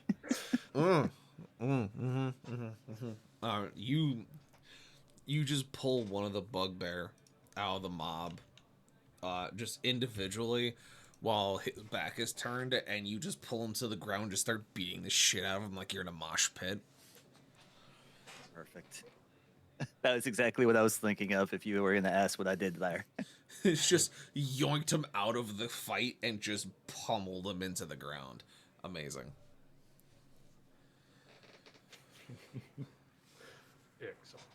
Excellente. Flail him around like Hulk did, Loki. Okay, Grab, I'm not as big as you. grab him by his leg and just punk, and then just like throw him into the distance. Beauty bugbear. That would be an Okros thing, like 100%. Just grab someone by the leg, Yeah. just beat him into the dirt, and just yeet him into the distance. Big out! Maybe. All right, Kavral. What you currently see around you is that you see the Warforged squad fighting off the Bugbear group. You have your 2 Warforged down there that just finished killing off the Sorcerer that are free to move, and you have yourself. You saw Christian rush the gate, push through, and is now in a mosh pit of his own out in the front gate. What do? Alright. I'm going to move here, throw a couple of javelins at the bugbears, because they're pretty much the only thing I have proper aim on right now. And yeah, so wait, what the hell? There's my d20. Questions. Yes, that was plural. Yeah. How does my bow work? What do you mean? How does it light things on fire? The firestone you put in it? So Magic. things go like past the firestone or through the firestone or what? Basically, so you know how there's an arrow rest on bows? Your Uh-huh. arrow rest for this bow is a circle that the firestone feeds energy into, and as they pass through the circle is where they gain their fire, essentially.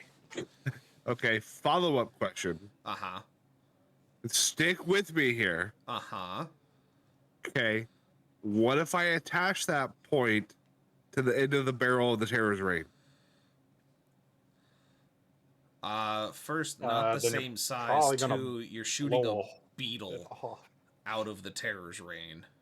It's not really Look, a that bullet. thing can scream while it's on fire all the way to its target. I don't give a fuck.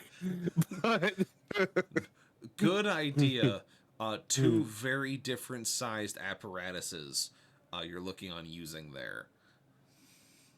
okay, I just figured I would try. That, Secondly, you do you don't know how want many to rounds I've throw shot your off bow the... with the gun. you... Dude, I would fucking jerry-rig the fuck out of that if it would work.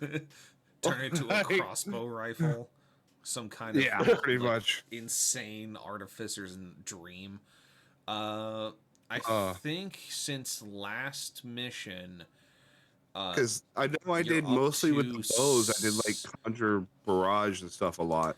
I mean, it's because you were running out of rounds, but it's been long enough that you've regained like half of your magazine, so you do have 4 shots. Okay.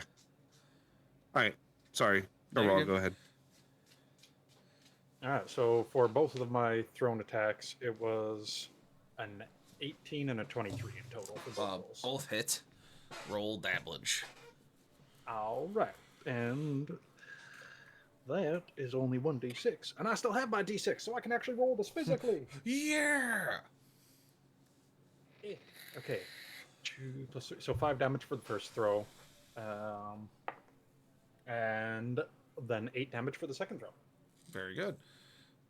Definitely do some damage into one of the bugbears. You've definitely wounded them. Not enough to cause another whole wound, but definitely enough to jostle their jimmies.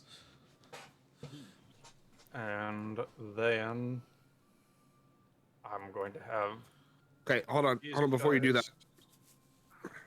Sorry, I was gonna say, you have the group of warforged, right? Can't they just attack them and kill them, and then you can move those 2 towards the main fight? Either way, they can only move 30 feet. He's got to move fair. them in some direction. They don't Yeah, have no, I super was fast movement. I was just thinking better direction than. Like, I wasn't moving them one's to fine, but the attack. first one's fine. Okay, I was just asking. Blah blah. Blah blah yourself. Blah, blah. Right, so you moved your soldiers, so you got your mob. Yes, and then the big mob is gonna do some stomp down on the bugbears that are left. Do some crumping, some right good. So they will have their 3 attacks at +7. All right. Nat 20 on the first one. Very good. 10 on the second. Off. And 22 on the third. All right. So first one is going to be, so it's going to technically be 6d6 because it's a 2d6 natural. Yeah, so with 2 landed hits, 1 critical, 46 plus 12, 38. So that would be more than enough to kill off 1 more bugbear, leaving 1 wounded warrior standing in front of the Warforged. Now, what we need here is Kavral. Since you are dealing the wounding blows here through your warriors, I need you to roll me a d20. All right. That's a 7. All right. So the bugbear does not stand his ground, and he goes to run. Knows that he is outmatched. He can clearly see that the 7 Warforged in front of him are going to end him, as they ended the rest of his group. He sees the 2 more Warforged behind them coming towards him menacingly, and he sees you standing off to the side, staring him down with fiery passion of a paladin. He goes to run and runs directly into Finrod, who, unbeknownst to him, was standing behind him the whole time. Looks down, sees his pummeled to death friend. Uh-oh. So Finrod, you Mike get a Tyson's choice. uppercuts. Yeah, it's Finrod. You have a choice here. Seeing that he is trying to run away, you can either 1, let him run. 2, try to get him to fight his friends, or 3, Shoryuken him into the stratosphere. I like option number 3, sir. All right. Would you like to roll emphasis for that? Yeah, that'll be fun. All right. 2 do d20s. the thing. Yep.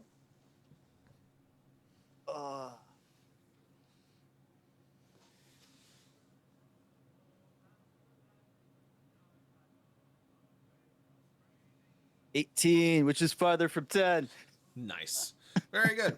So, He runs into As you. he's running up real quick, as he hits me, I will go, "Hey, buddy, how you doing?" He turns without looking to run away from the Warforged, runs chest first into Finrod, who's simply staring at him. As Finrod, you're not a tall individual. Like, you're a good height for an elf, and you're a good stature for an elf, but you're definitely not as thick of stature as someone would expect of a monk, especially comparing yourself to that of a bugbear, who are known to just be very thick, gangly individuals. So he's got a few inches to the top of his head on you. He looks down, and you just smile as your gauntlets crackle with energy. As you just uppercut him, and it's just a slow motion X-ray vision Mortal Kombat style. It zooms in, and you just see all the bones breaking as you uppercut him up and over. He gains at least 10-15 feet into the air and then falls flat on his back, no longer moving.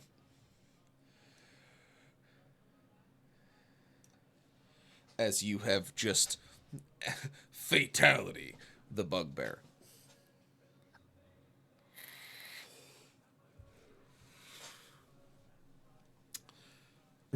With that, Mr. Rage, what are you doing? Can I see these four? You can see this ogre clearly. You can see this one somewhat clearly. You can kind of see these goblins, but they're small. You can see the shape of him, but you don't have a clear shot on him. And you can see that this chieftain is there, but you'd have a difficult shot on him. But you do see these two clearly. And I thought you said I see him through his legs. You see him through his legs, but it'd be a difficult shot. Like, it's not a clear, unobstructed shot between you and him.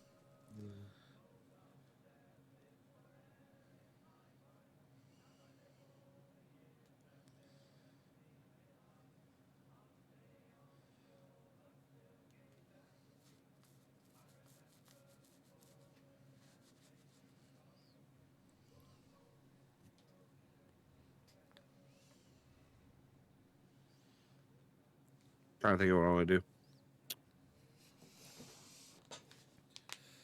I mean, you got some archers that need to be dealt with, or at least break their morale. You have the ogres that you can take care of.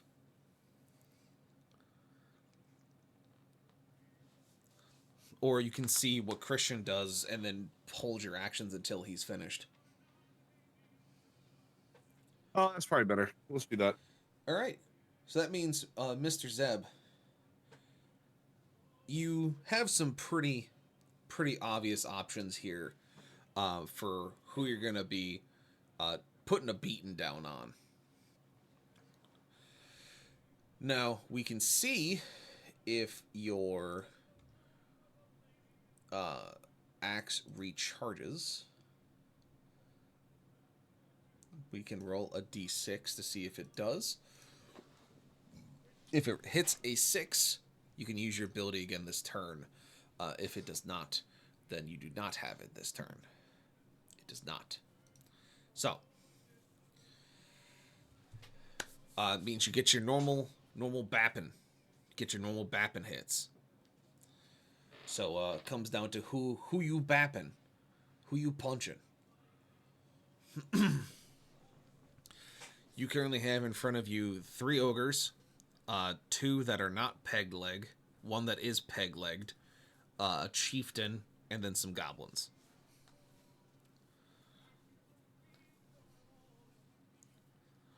God, we'll have to give you with a peg-leg to end his misery. Very good. Are you dedicating both of your hits against the restrained peg-legged ogre? Him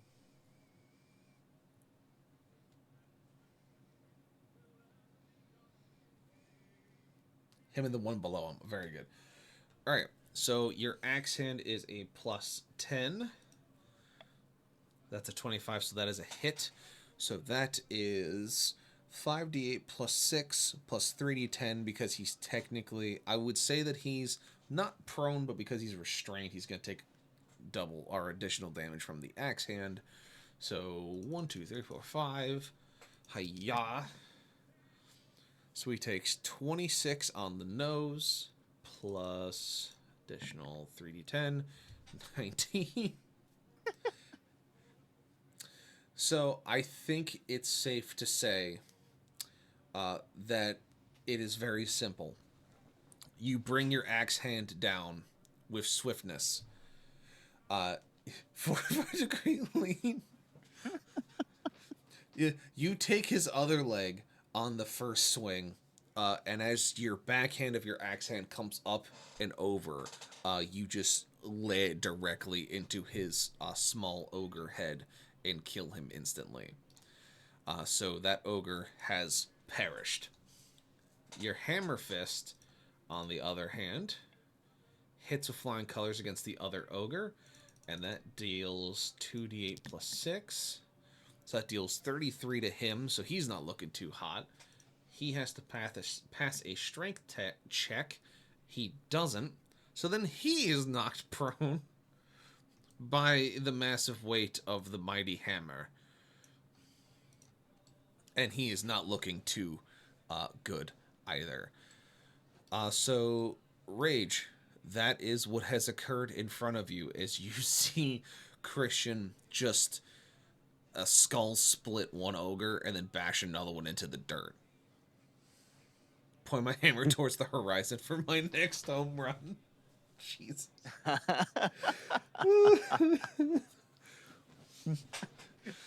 Amazing. I'm here for it.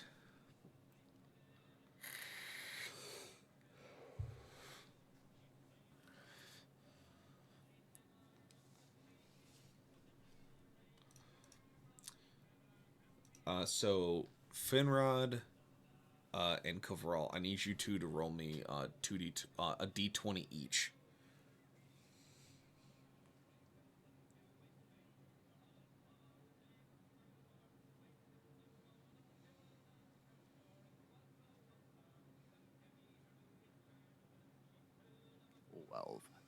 A 12. He's grabbing tea, Oh, that's right. so Roll again for me then.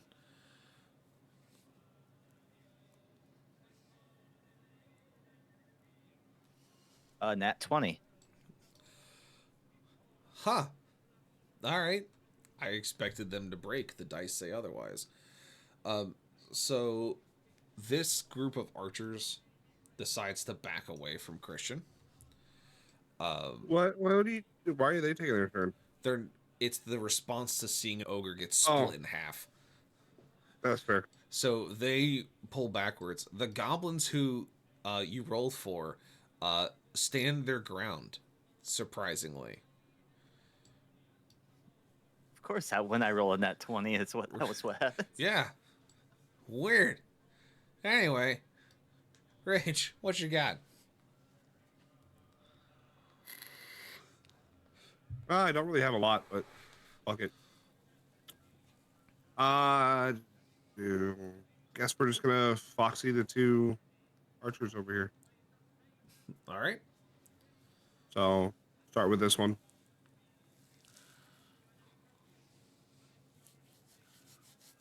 And that's a 13. You do have Second plenty one of fates. is a 26. Second one is a hit.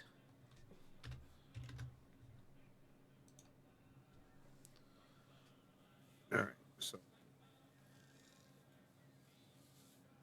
8 damage on that. Plus a d6 for fire is 6. And then my Hail of Thorns is another 7. So 21. Yeah, that would kill off 3 of them. So Finrod, give me another d20 roll, please, at disadvantage.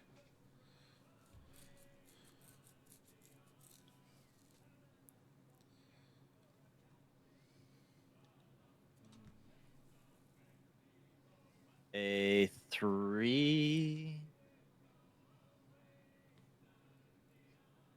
If we're going with disadvantage. All right.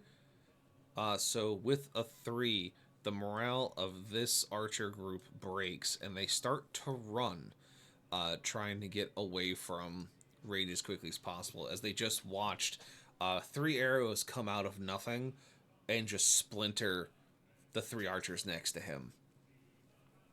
So he goes to run. Rage, it seems that you may be able to have a shot on him. Sure. Go for it. All right, roll with advantage. Okay, 17 and a 15, so 17. Yeah, so you see him start to run, and you just nail him in the back of the head. Oof. And he just clumps over dead on the battlefield as he ran and died the coward's death. Man literally just ran away and got it. How about no? How about Nair? Nair. All right, and yep, that's all the checks for them. So, Mr. H, do you have anything else you would like to do? Hold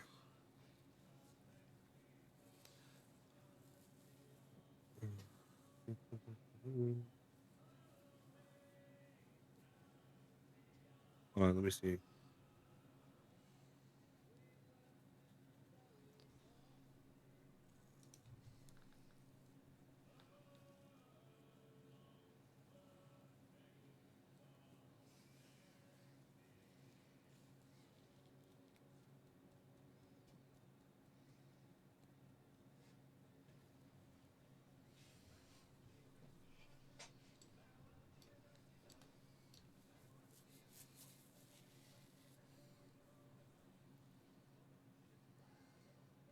Eh.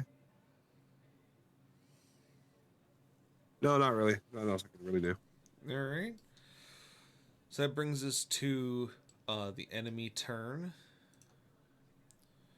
where we're going to see the archers basically not really move much. They're going to try and fire at Christian. Since he's large, they don't have to fire disadvantage, so they get 5 shots in total. 1 hits. Amazing. And they deal 6 damage. Wow. So good. Good goblins. The 2 small goblins are going to try and stab Christian, and they crit. Alright.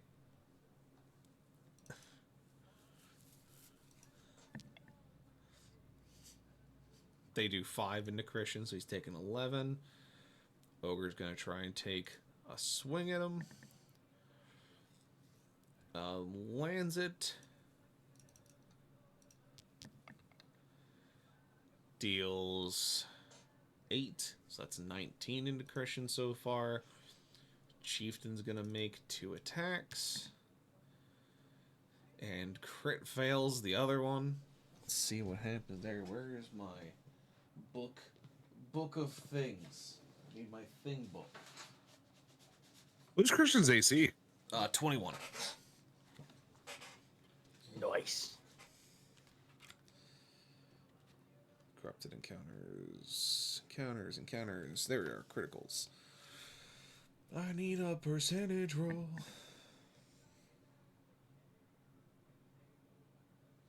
Alright, so he just normally misses, but his first one is a hit. So that would be his 1, 2, 3, 4. 12, 9. So that's 27. And then the other ogre is going to try and hit Christian, but he's at disadvantage. Misses with the first. Misses with the second. Cool. So now it's back to you guys. What do?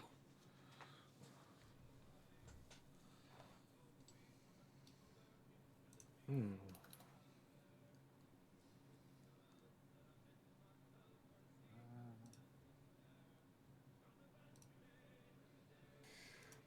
Would I have advantage on this guy since he's prone? Yes. Yes, you will.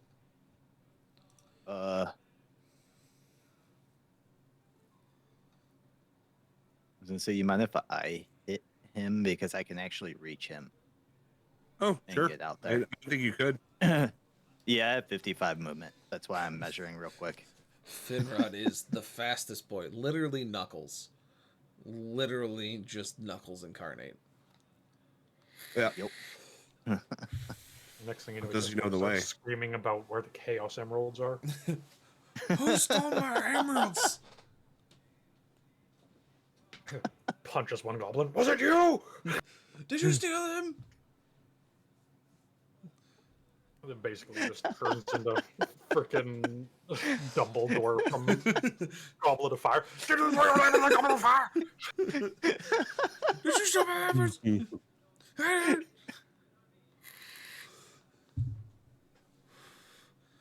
You're gonna start carrying just like a comically large emerald to throw at enemies just to spark his rage. Finrod, look, he has an emerald. Here's it.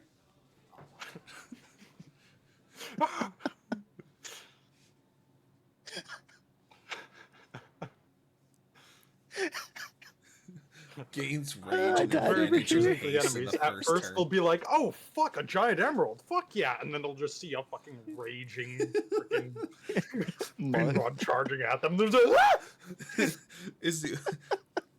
If you take his emerald and throw it to someone, he gains rage and haste for his first turn. It just goes absolutely batshit.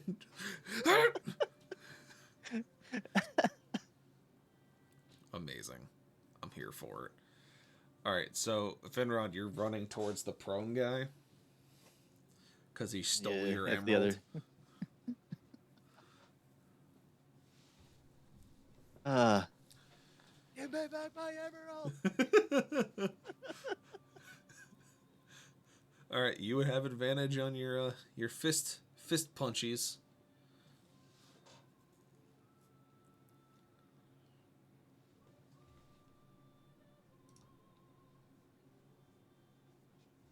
That's a 26 Yeah. That's a good one. and a 28 with a nat 20. Damn. You and your nat 20s I am on fire tonight. with these nats right You- now. You are on fire tonight with those nat 20s. Yeah, those are both hits, surprising no one.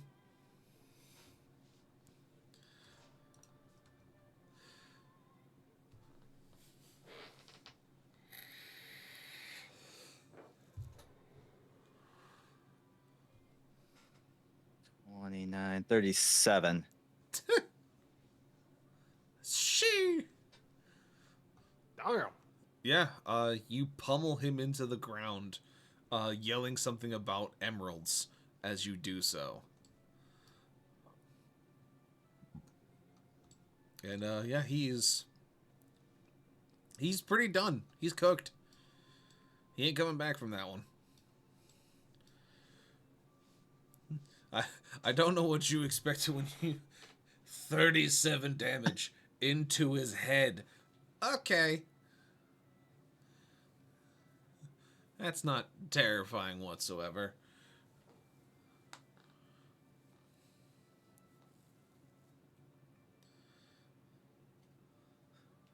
Alright, Kavral, you and your army of automatons, what you doing?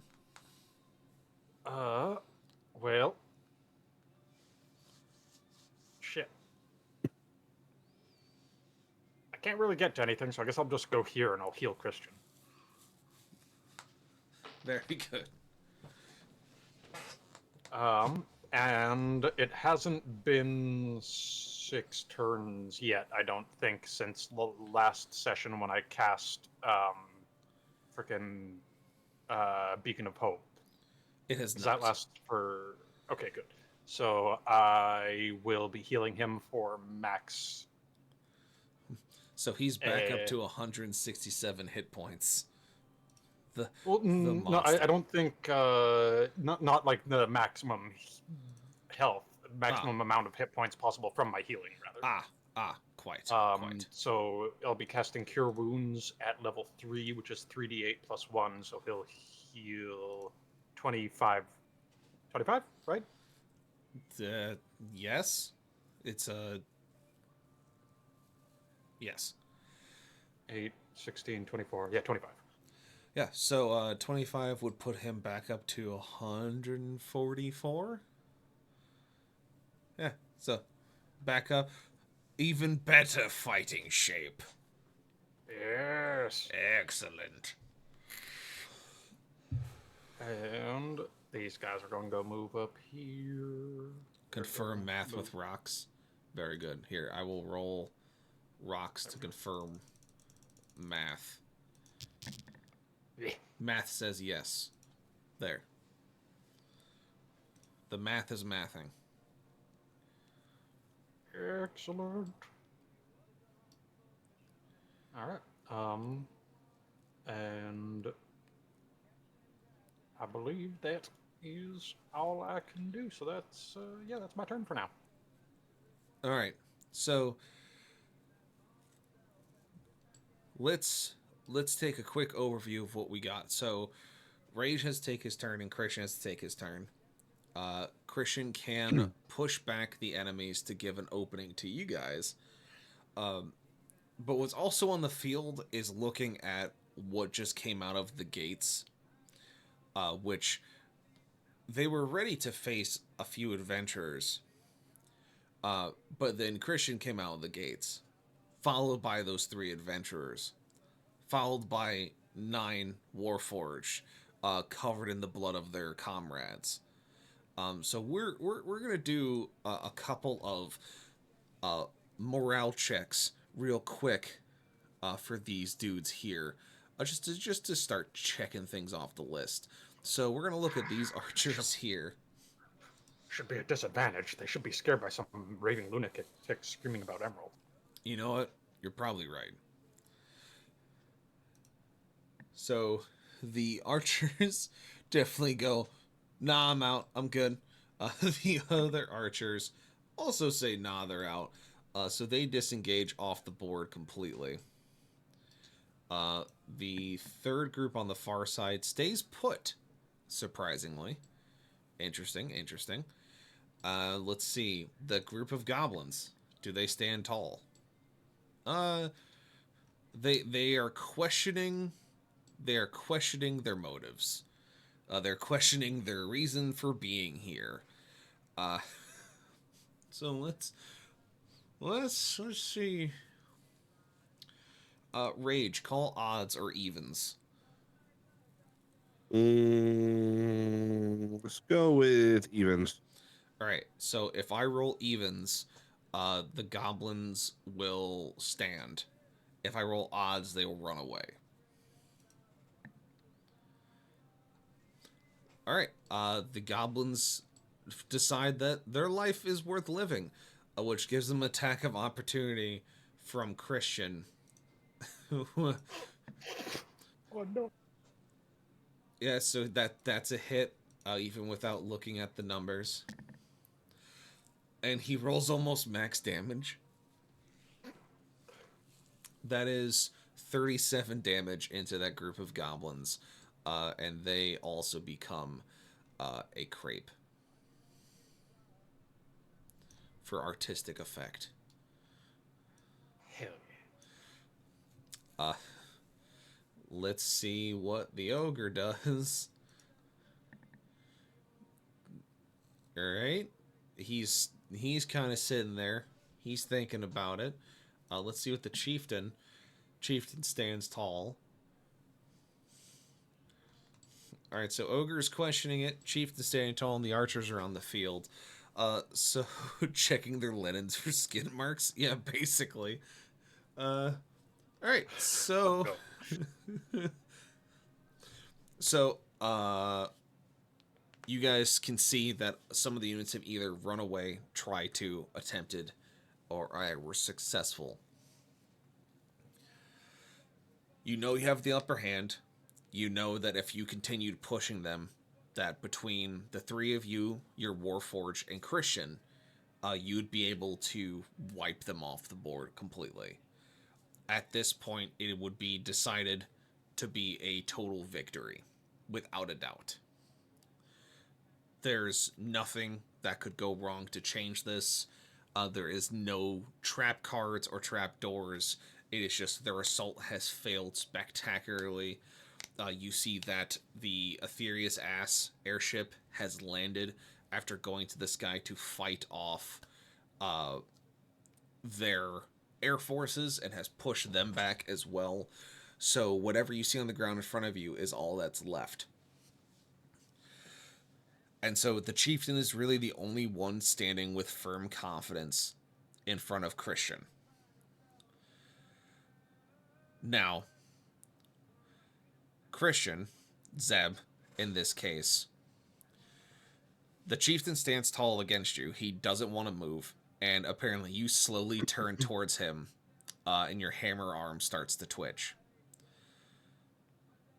So, you can declare a duel to decide if this ends now or if this takes the rest of the turns for you guys to go and roll dice and deal more damage. Aw.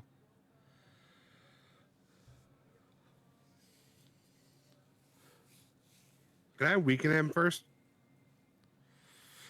I mean, you can fly. You've been able to. You've had the Oh, I choice to know. like fly up and over and like shoot at him if you want. Oh, I know. All Yeah, right. that's kind of where I'm going. All right. I mean, yeah, you could totally wound him first. And Zeb is Cool. calling for a group choice / team effort.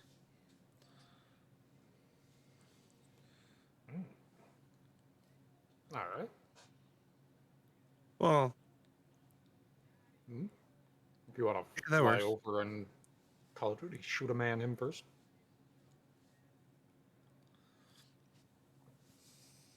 $50, I can go 60, right? So Yes. there.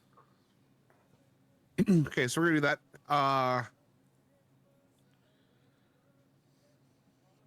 Guess I can't really do what I was gonna do, but I could do something different. So I'm gonna use my bonus action to pull out the Terror's Reign. Okay. I'm gonna pop 1 into Chief, 2 into Ogre, Horde Breaker into Chief. Okay. Okay, so first one here. That's bullshit. I call shenanigans. You I do have call fate shenanigans. points. That needs that needs to be fucking clipped. Is what needs to happen here. Why? My God.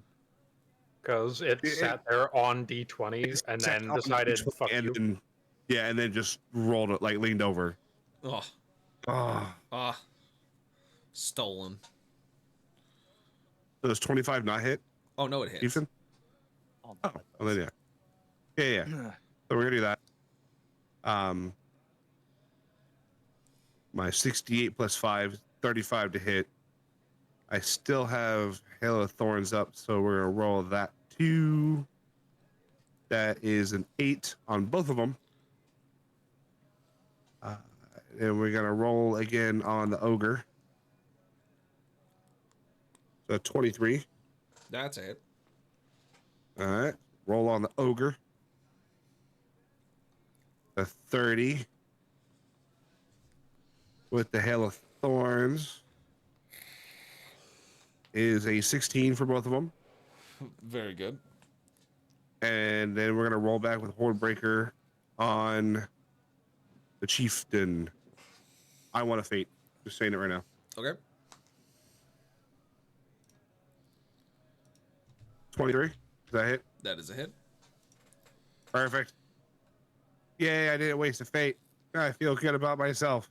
It was a 28 damage on that. And then a Hail of Thorns is another 8 for both of them. All right. You have gravely wounded the 2 heavy combatants in front of Christian. At this point, Finrod, Kavral, and Christian, you see that you have an opening as Rage begins to fire down onto the Ogre and the Chieftain. What would you like to do? You see that you have a moment to finish this fight in an instant and make sure that these orcs never come back to Far Reach again.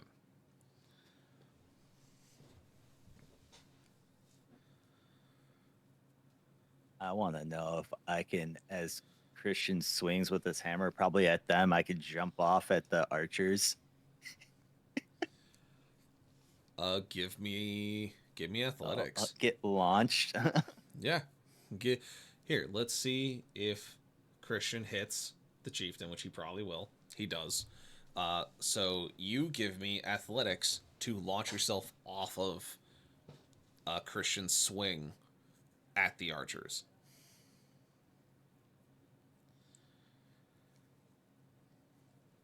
That's only a 9. Oof. Oof.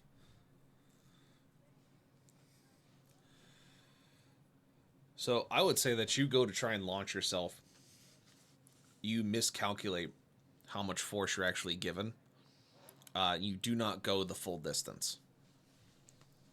You about land, yay, like there. That's exactly about where I was going to put myself. Mm-hmm. Shit! My armor! You just hear.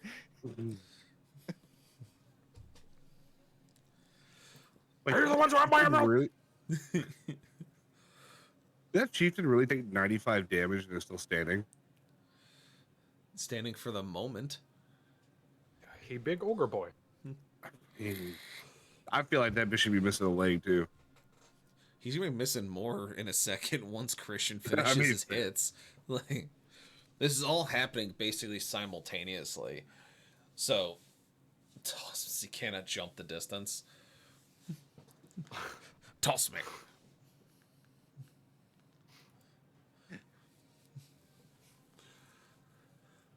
All right, so you want to use Christian to actively just try to toss Finrod at the enemy while doing your strikes. I mean, your athletics with that is... I mean, you do have a 23 in strength. Holy shit! So, you know what? I will say that with that, technically 21 if we were looking at proficiencies. But yeah, you'd be able to launch Finrod at the archers as you're seeing him not really get as much spring in his jump as you want. You put some more effort behind it as you bring your swing down upon the chieftain. Kavral, Really you seen me fly like Knuckles. just fists out, just going. Yeah. So, Kavral, you now see in this moment, you saw Rage fly up and over, firing the Terror's Rain as he flew over the chieftain and the ogre. You see Christian raising up his hammer arm as he does, kind of swinging it out, launching Finrod at the archers. And you see that you have a moment to get into the scrum as well. What do you do? Oh. Yeah, that's right. He is a friendly unit, so I can move through. Yes. Him. Right. Also, it's like walking underneath an Imperial Knight. You can do that. He's just got big legs. Well, I'm gonna move here and... Oh my god, Conan, leave me alone. Conan's like, Father, the suspense is killing me. I'm going to, well, swing at the chieftain, I guess. And maybe throw a little bit Mash of point in all there. of the QTE buttons to make it happen simultaneously. Yes, very much. Alright, so I I got... know you can't see this, but I am frantically hitting that fucking redeem button on Give Conan a treat. It doesn't work with not streaming. Yeah... I'll give him the peanut butter here in a moment. I'm out of actual treats. Shame. I mean, I'm sure the dog doesn't give a fuck. Yeah, no, he still likes peanut butter. I mean, fair enough. So that is a 22 to hit. That is a solid hit, friend. Excellent. And the smite damage on top of that. Conan, Jesus Christ. He's like nosing at my hand every time I try to fucking move it to do anything. He's like, no, father. Motherfucker, I heard peanut butter. I heard peanut butter.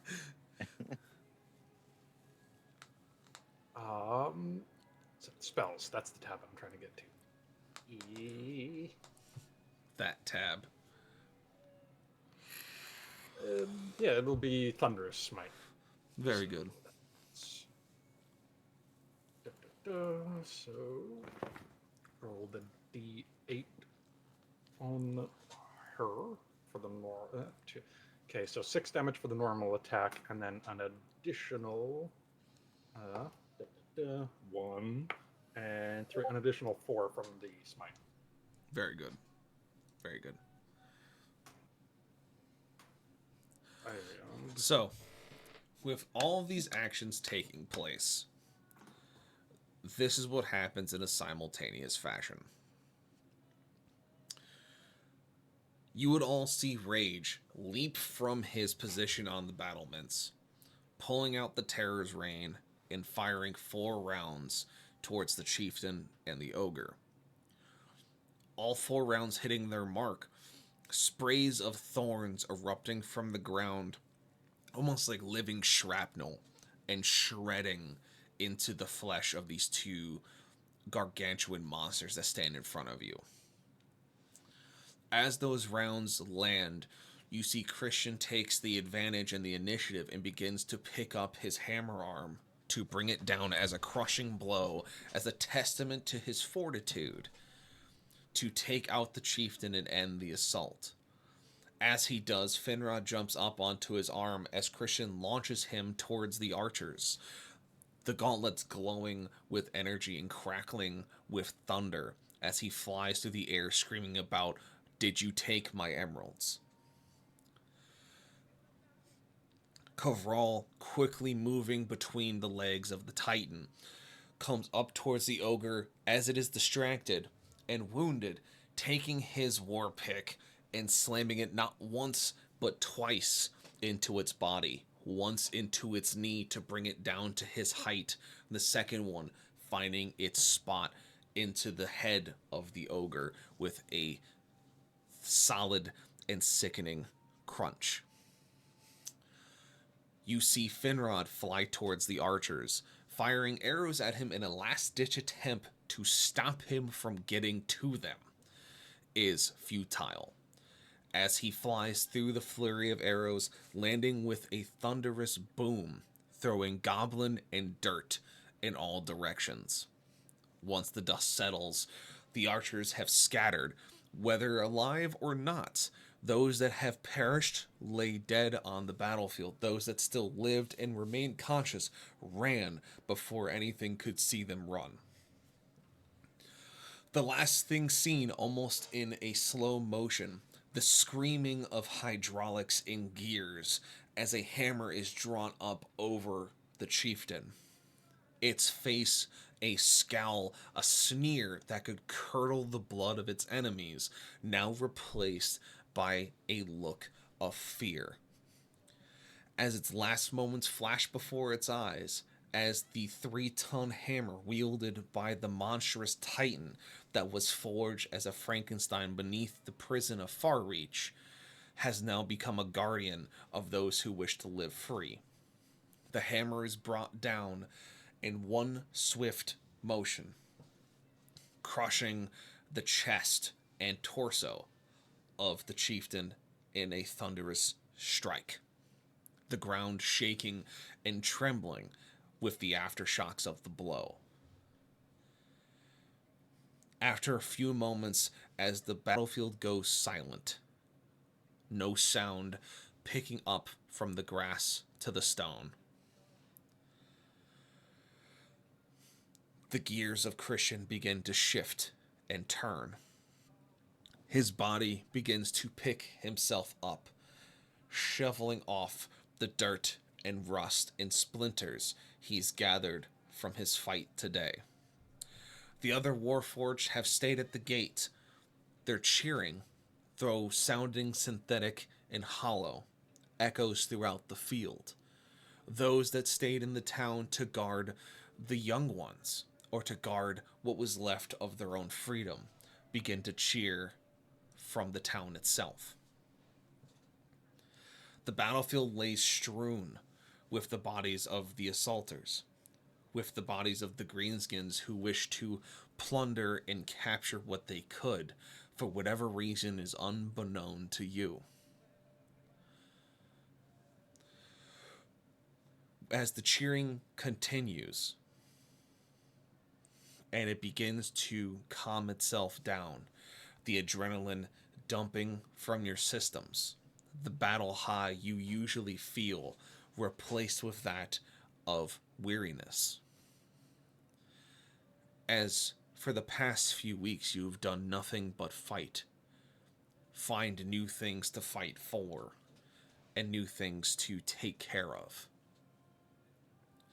After a few minutes, you pull yourself back to the town, where you find that you have a moment to speak to the townspeople and Christian himself.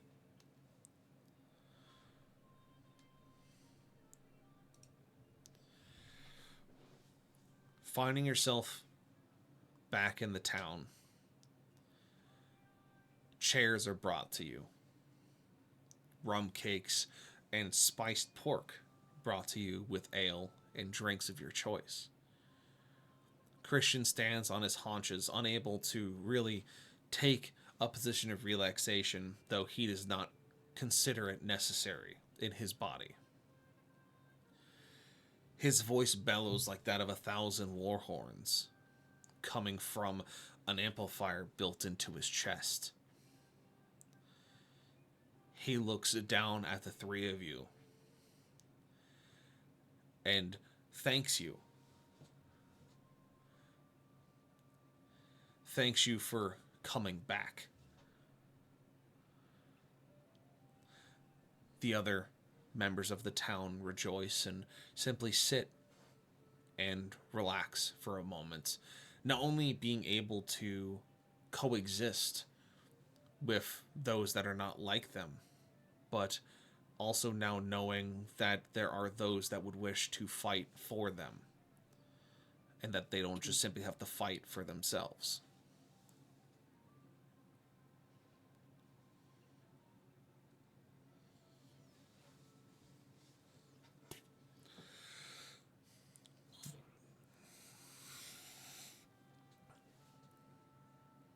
Christian's voice picks up once more.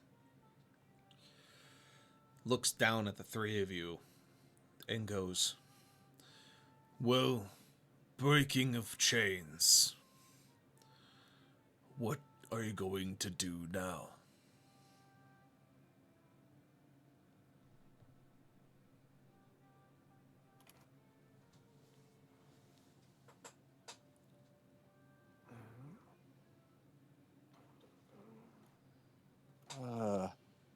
Well, we did come here for a reason. And I'm gonna rummage in the bag of holding for the Norn Queen's Claw.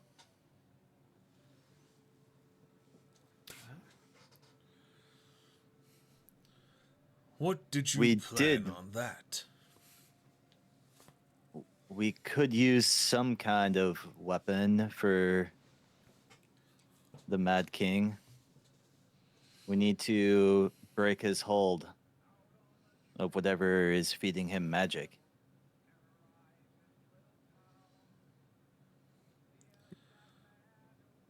We believe we could build something to your purpose. We just pose one question. What type of weapon would you require? That is a good question because of who would want to use that on him.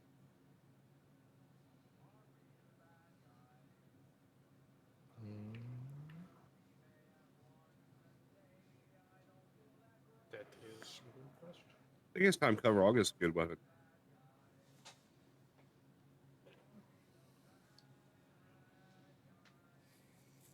Yeah, could do. I mean, it.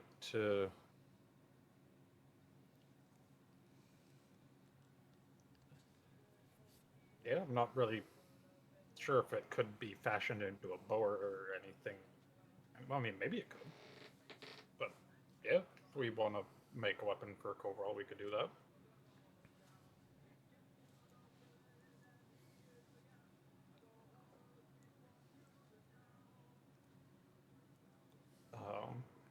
Would probably be like a warhammer, if so.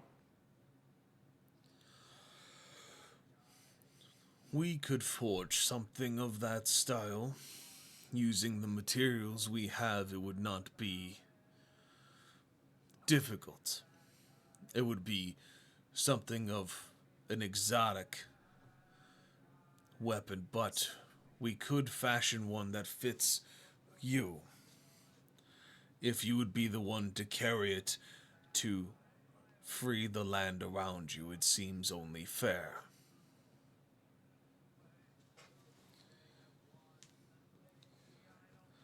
This will take some time. Materials and the process must not be disturbed. I will work with the smiths, but you must rest. Come the morn, you will have your weapon.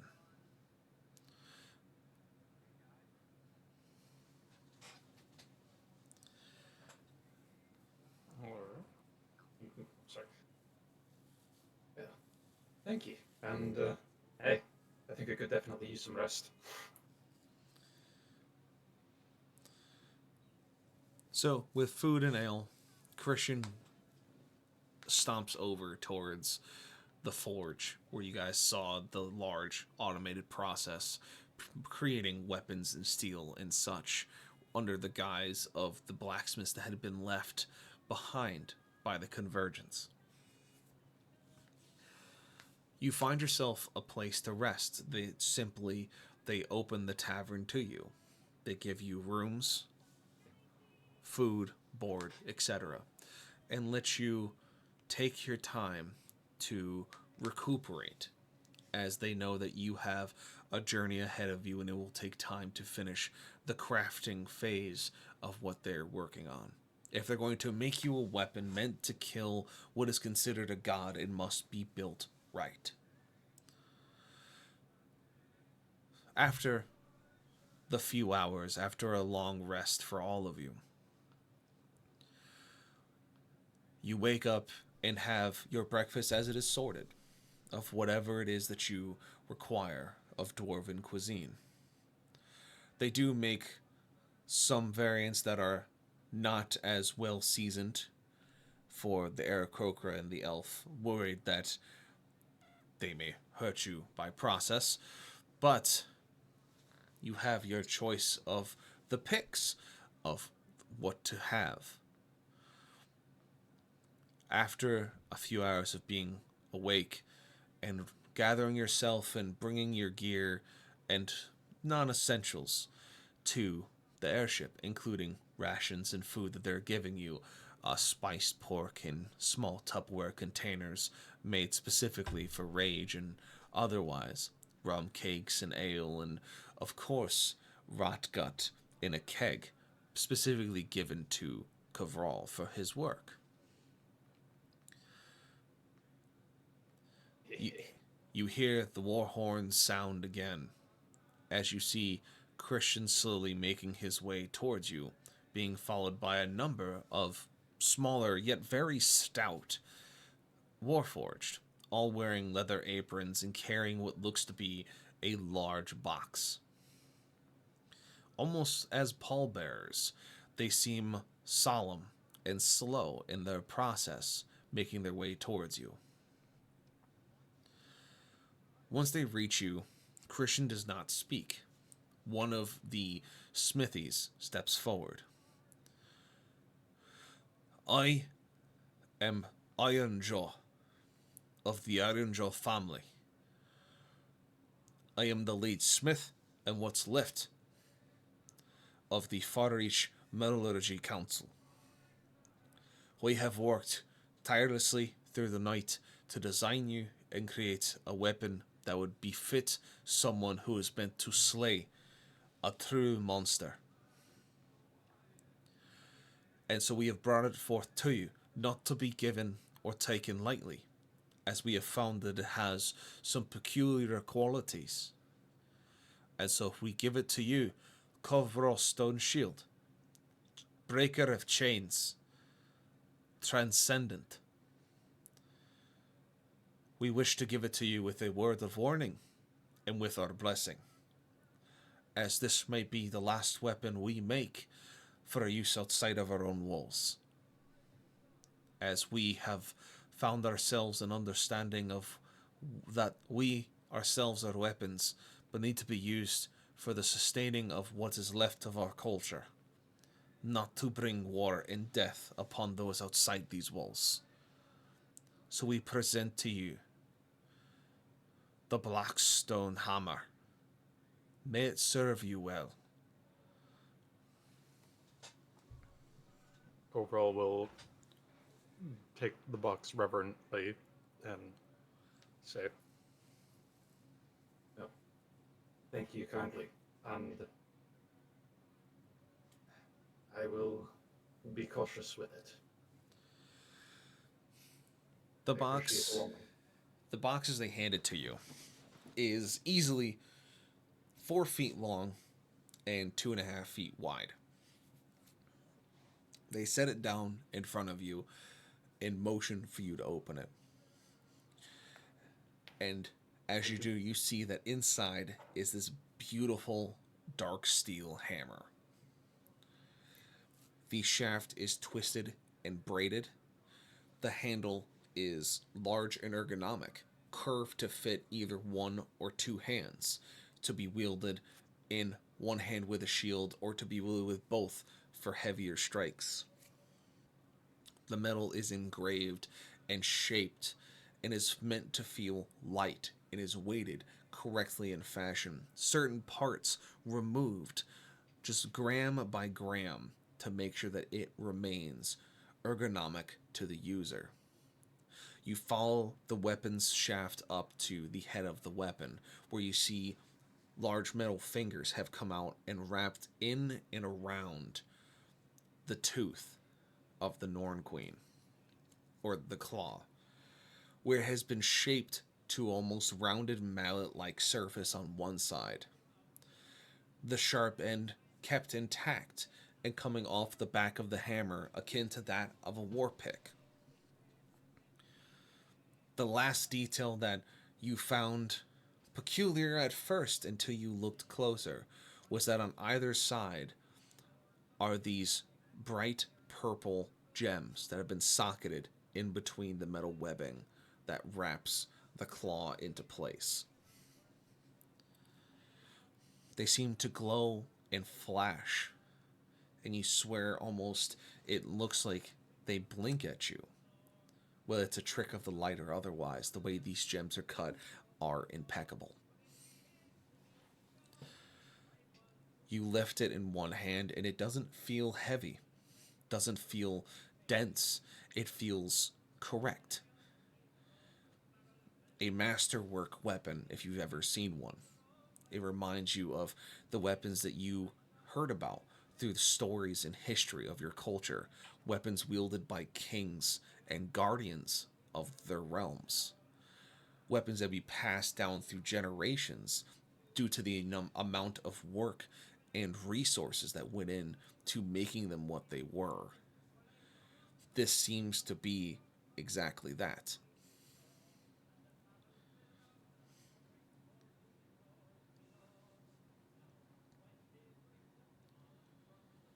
This is a weapon fitting of a king.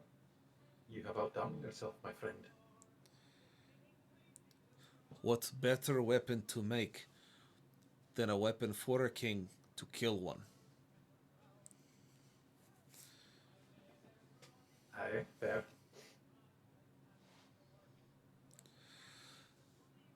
Once you have found your things, take the hammer and go. We will close the gates behind you We will shield ourselves from the world for the time being as we recuperate, rebuild our fallen, and figure out where exactly we will be taking ourselves in this life and the next, as we imagine we will be here for quite some time. If you have need of us, please say so when the time arrives. I believe Christian has said that he himself will march to the doors of the necropolis to make sure that this does not happen to anyone else. I will not speak for him, but that is what his motivations were when he himself forged the very steel that encompasses the Nord Queen's claw.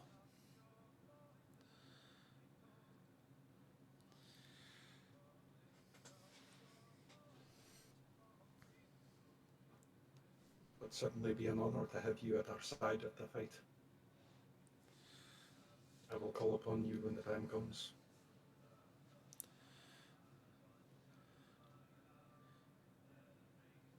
You see a creaking of gears and servos as the torso of Christian turns and tilts down, the deep voice echoing from the chambers, simply stating, "Death will not stop me. I will finish what was started. They let me live. It is time to make them regret it."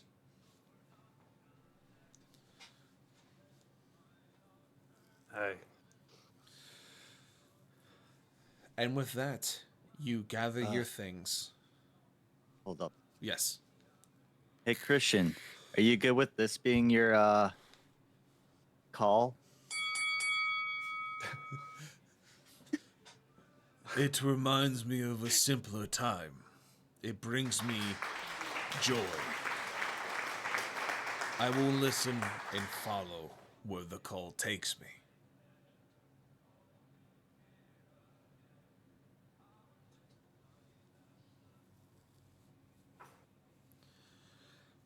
But after a few moments, you gather your things and you make your way towards the gates. The doors closed behind you by the other Warforged soldiers that have come forth. They lock in place with solid clunks as you hear the tumblers lock in between the metal frames.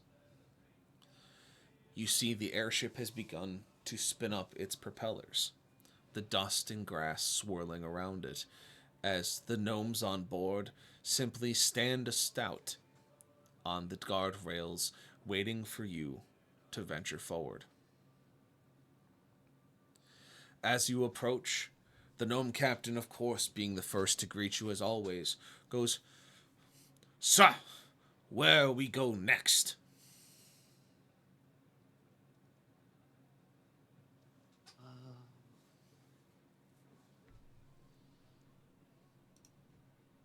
Could I get map, please? I don't even remember. My God, you don't even My remember. brain is like going blanking right now. You Like, monster. where are the other places we were gonna go?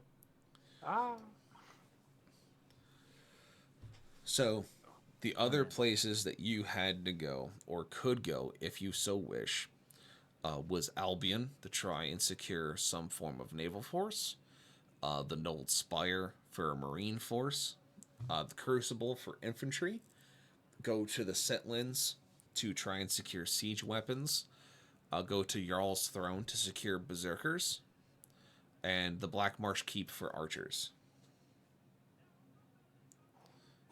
Thanks for being here, Mr. Zeb. We'll see you later, big guy. have a Yeah, good one, that was Zeb. fun. See you, Zeb.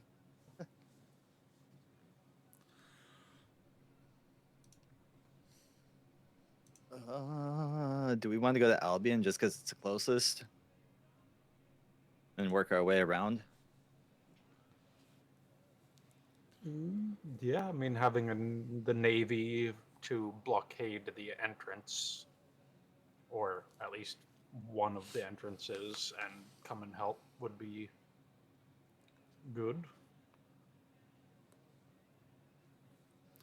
It's all up to how you guys want to stage your fight. for Macragge and the Necropolis. Essentially, whatever your plan is to eventually take the fight directly to the Mad King, it's up to you. If you want boats, that's where you can get them. If you don't want boats, you ain't got to go there.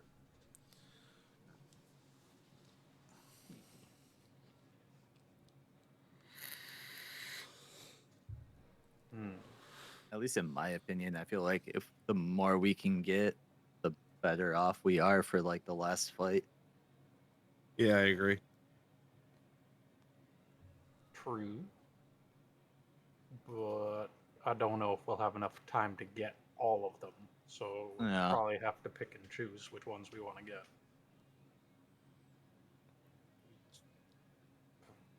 Possibly, at least.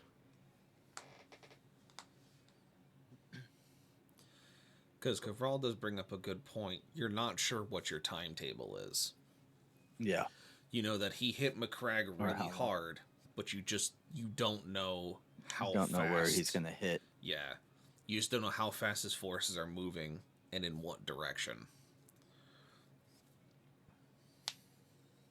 Dude. I think it might be a good idea to head towards the naval forces, try to get them set up to like blockade while we try to get some extra forces to help slow down their supply lines or something at least. And then they can join when we actually have the combat ready.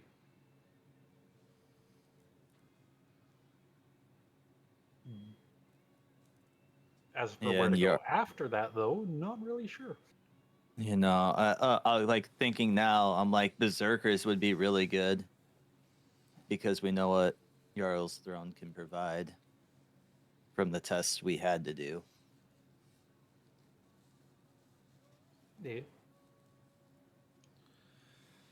And you all have faint memories of the soldiers the Mad King uses. The large insectoid-like monsters that seem to be humanoids encased in some kind of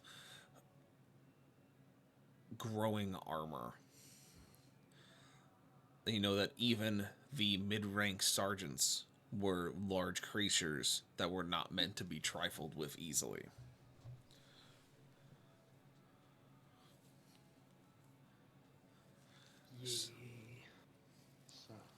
You don't know what his forces could look like now, but based on what you know, ground forces are what makes or breaks an assault, especially if you're going to take back Macragge.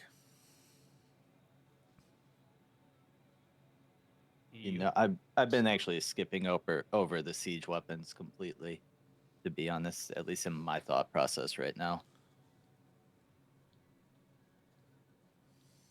I don't know about. I mean,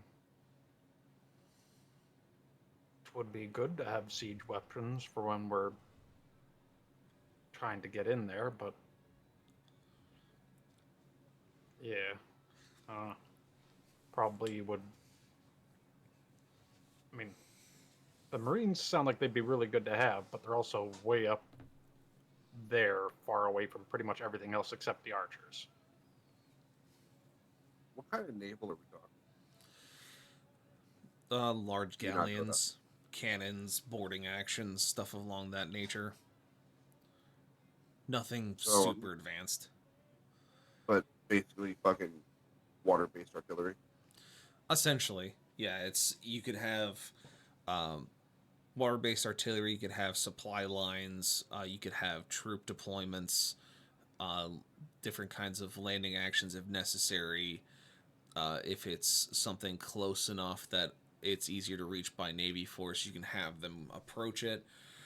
It's essentially you'd be getting access to a large naval battlecraft. Essentially, how you use them or how is deemed useful for them to do stuff is up to you.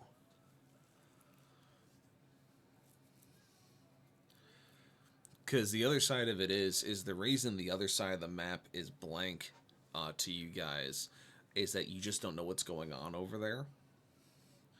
And so you don't have to necessarily go to these specific points to just do the thing. if you wanted to go and get, for instance, go to Jarl's Throne to get the Berserkers, you can also use to try and scout what exactly is happening to get a better idea of what your priorities may need to be, or see if you can find something that's going on. How it's because you don't really have a lot of information of what's happening on that side. You don't even know if Jarl's Throne is under attack at this point, to be completely honest. Yeah. So there's a lot of things up in the air. You know, essentially information up to the Black Marsh Keep and Delta's Anchor, and that's really it, because your flight paths took you near those two areas, and so you're able to see that they're still relatively intact. They're not currently under attack. But otherwise, it's kind of hit or miss. So just keep that in mind, is that you're prepping this force. But right now you have Christian and his soldiers that can come and assist you.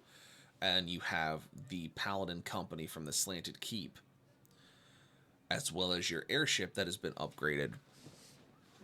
But past that, you're kind of dealing with a unknown force disposition. So however you want to kind of tackle that is up to you. And you can also make the decision next session, if you want, of where you want to go next. Yeah, that might be best. Also, my thoughts about it would be naval, berserkers, archers, and marines are probably the ones definitely get if we don't have time to get all of them. And not necessarily in that order. But just those.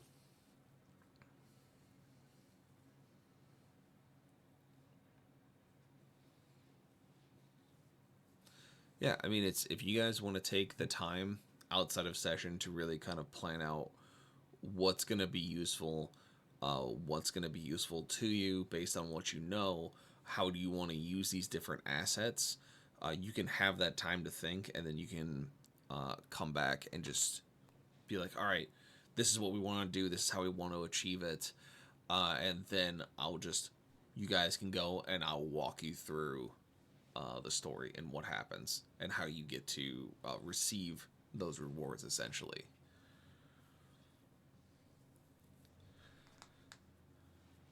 I think that probably would be best. Yeah. All right. Well, with that, we will wrap up tonight at a nice little bow at the nice 3 hour and 20 minute mark. So that was good. That was a lot of combat, a little bit of RP, but you did manage to gain Christian and a small Warforged group as allies for your fight. And then you also gained the Blackstone Hammer, or Darksteel Hammer. So you now have that as a weapon to be used against the Mad King. You have some new allies.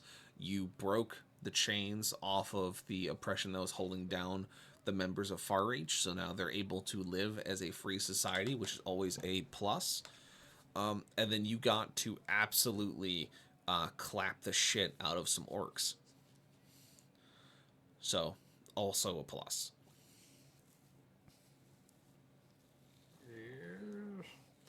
Does anyone have favorite moments they want to share before we close everything out for the night?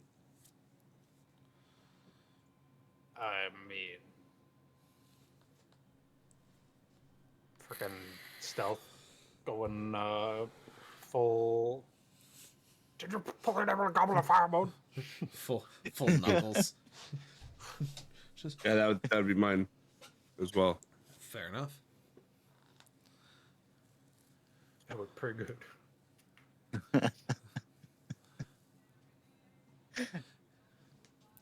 I know. I'm trying to think. Yeah. well, I mean, that is like what made me laugh the most, to be honest. I mean, it was a very good, funny moment of what the hell is happening. Oh, Stealth's just losing his mind. It's fine. It's normal. Also, the pan crepe waffle. Pancake waffle combo. There we go. Why did you say anything about that? I was fucking fine. Now I gotta go back to fucking Denny's. I hate you. Now I have to go to Denny's. Damn it. Now I'm hungry. Now I got the hungos. No waffles and pancakes and No. crepes. No. Oh my. God. I know this session after us coming back, it's been a minute, and walking right back into combat and that taking a majority of the time is difficult, especially on me, because I want you guys to get further into the story, because you guys are in the final arc of this. You're gearing up for the final battle. You're gearing up to try and take this directly to the Mad King. And so I know we got tied up in combat. I'm going to try and make what we have going forward, leading up to the final battle, either a lot of RP or you guys kind of trying to figure things out, trying to make deals, taking care of things as you need it, etc. Just so that you guys get to get that RP stretch in, especially for these characters, as you guys are learning more about yourselves, and your teammates, and the world around you. Because there's still a few mysteries to unravel and solve as well, kind of laying about the land of Etheria. So that's my plan. I liked you guys just kind of coming in and making combat really clean, knowing exactly what you're doing, and just kind of going, yeah, I do this, and just obliterating whatever's in front of you. Hell yeah. It's very, very good, very fun, very good.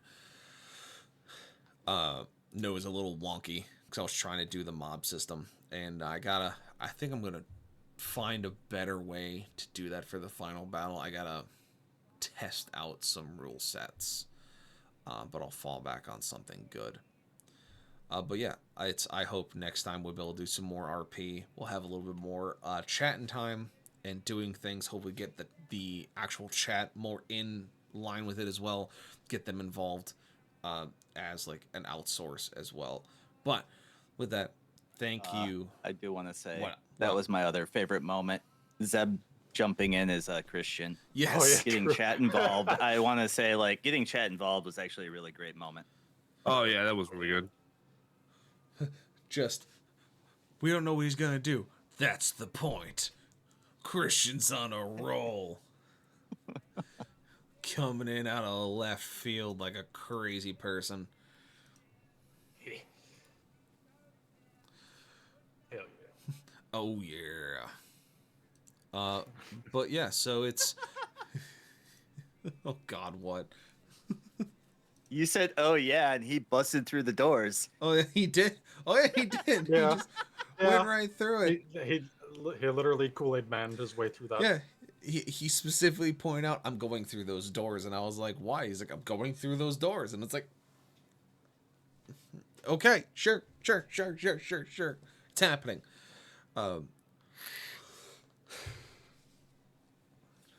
Like, definitely a lot of fun letting chat in on certain things like that. But yeah, hopefully we'll get some more RP in, let you guys really kind of stretch your legs, have some more fun with stuff, uncover some more mysteries, learn some more about what's going on. But thank you to the three of you for coming out. I know we're going to miss next Friday. So the question pertains, if we keep the schedule, the following Friday will be another Siege of Etheria session. Did you guys want to do that, or did you want to do basically skip the week as null and then come back to Beyond Etheria Ashes? I'm good for either, but we should probably ask the other two if they want to move Other one. the week or if they want to. I think they're not going to mind either way if we stick to the regular schedule where that first week would get skipped over because I wouldn't be here. Then it would be this session anyways, even if we kept the regular schedule. But we'll. Oh, I think, at least in my opinion, if like one of us is gonna miss, I feel like it should be beyond. That way, like it doesn't skip a D&D session. Yeah, Mm. it's But that's we'll talk about it later. For that, we'll plan. I'll basically plan on us doing a Siege of Etheria campaign mission. And if anyone is gonna be out that day for whatever reason, we'll swap it to Beyond Etheria so that the session can go regardless, and we'll just kind of play it by ear. But thank you for you three being out here and being a part of this. This is a lot of fun, especially getting kind of to stretch the legs in a lot of different directions. But hopefully next time it's gonna be a little more concrete. We're gonna be raiding out here shortly to Groovy to go show him some TLC. He's playing Remnant, so you get to go watch him suffer. Because Remnant is not a fun game, or it's fun for is he me. playing that new DLC? He might be. It looks like he may be starting fresh because I don't think he's played through Remnant 2 before. Which either way, it's gonna be pretty great. But yeah, we're gonna raid out to him. Thank you everyone for being here. Catch us next time. Catch us for fun games and shit whenever we're on. Make sure if you haven't already follow our 3 amazing players here. Of course, being Mr. Stealth, Mr. Raxus, and of course, certainly the life of the party, Mr. Rage. Don't put that much fucking pressure on me. How dare you? If you haven't already, go and follow them. If you haven't gone and checked on any of the links and joined up on the Discord, as well as checked out the archive, do so. We got plenty of stuff that's going on, collabs and everything else that's planned out for the future. So we'll see what happens. But past that, let's get the raid underway. And thank you all for being here. And we'll see y'all next time. Thanks so much. Everybody. Bye, everybody. Bye bye.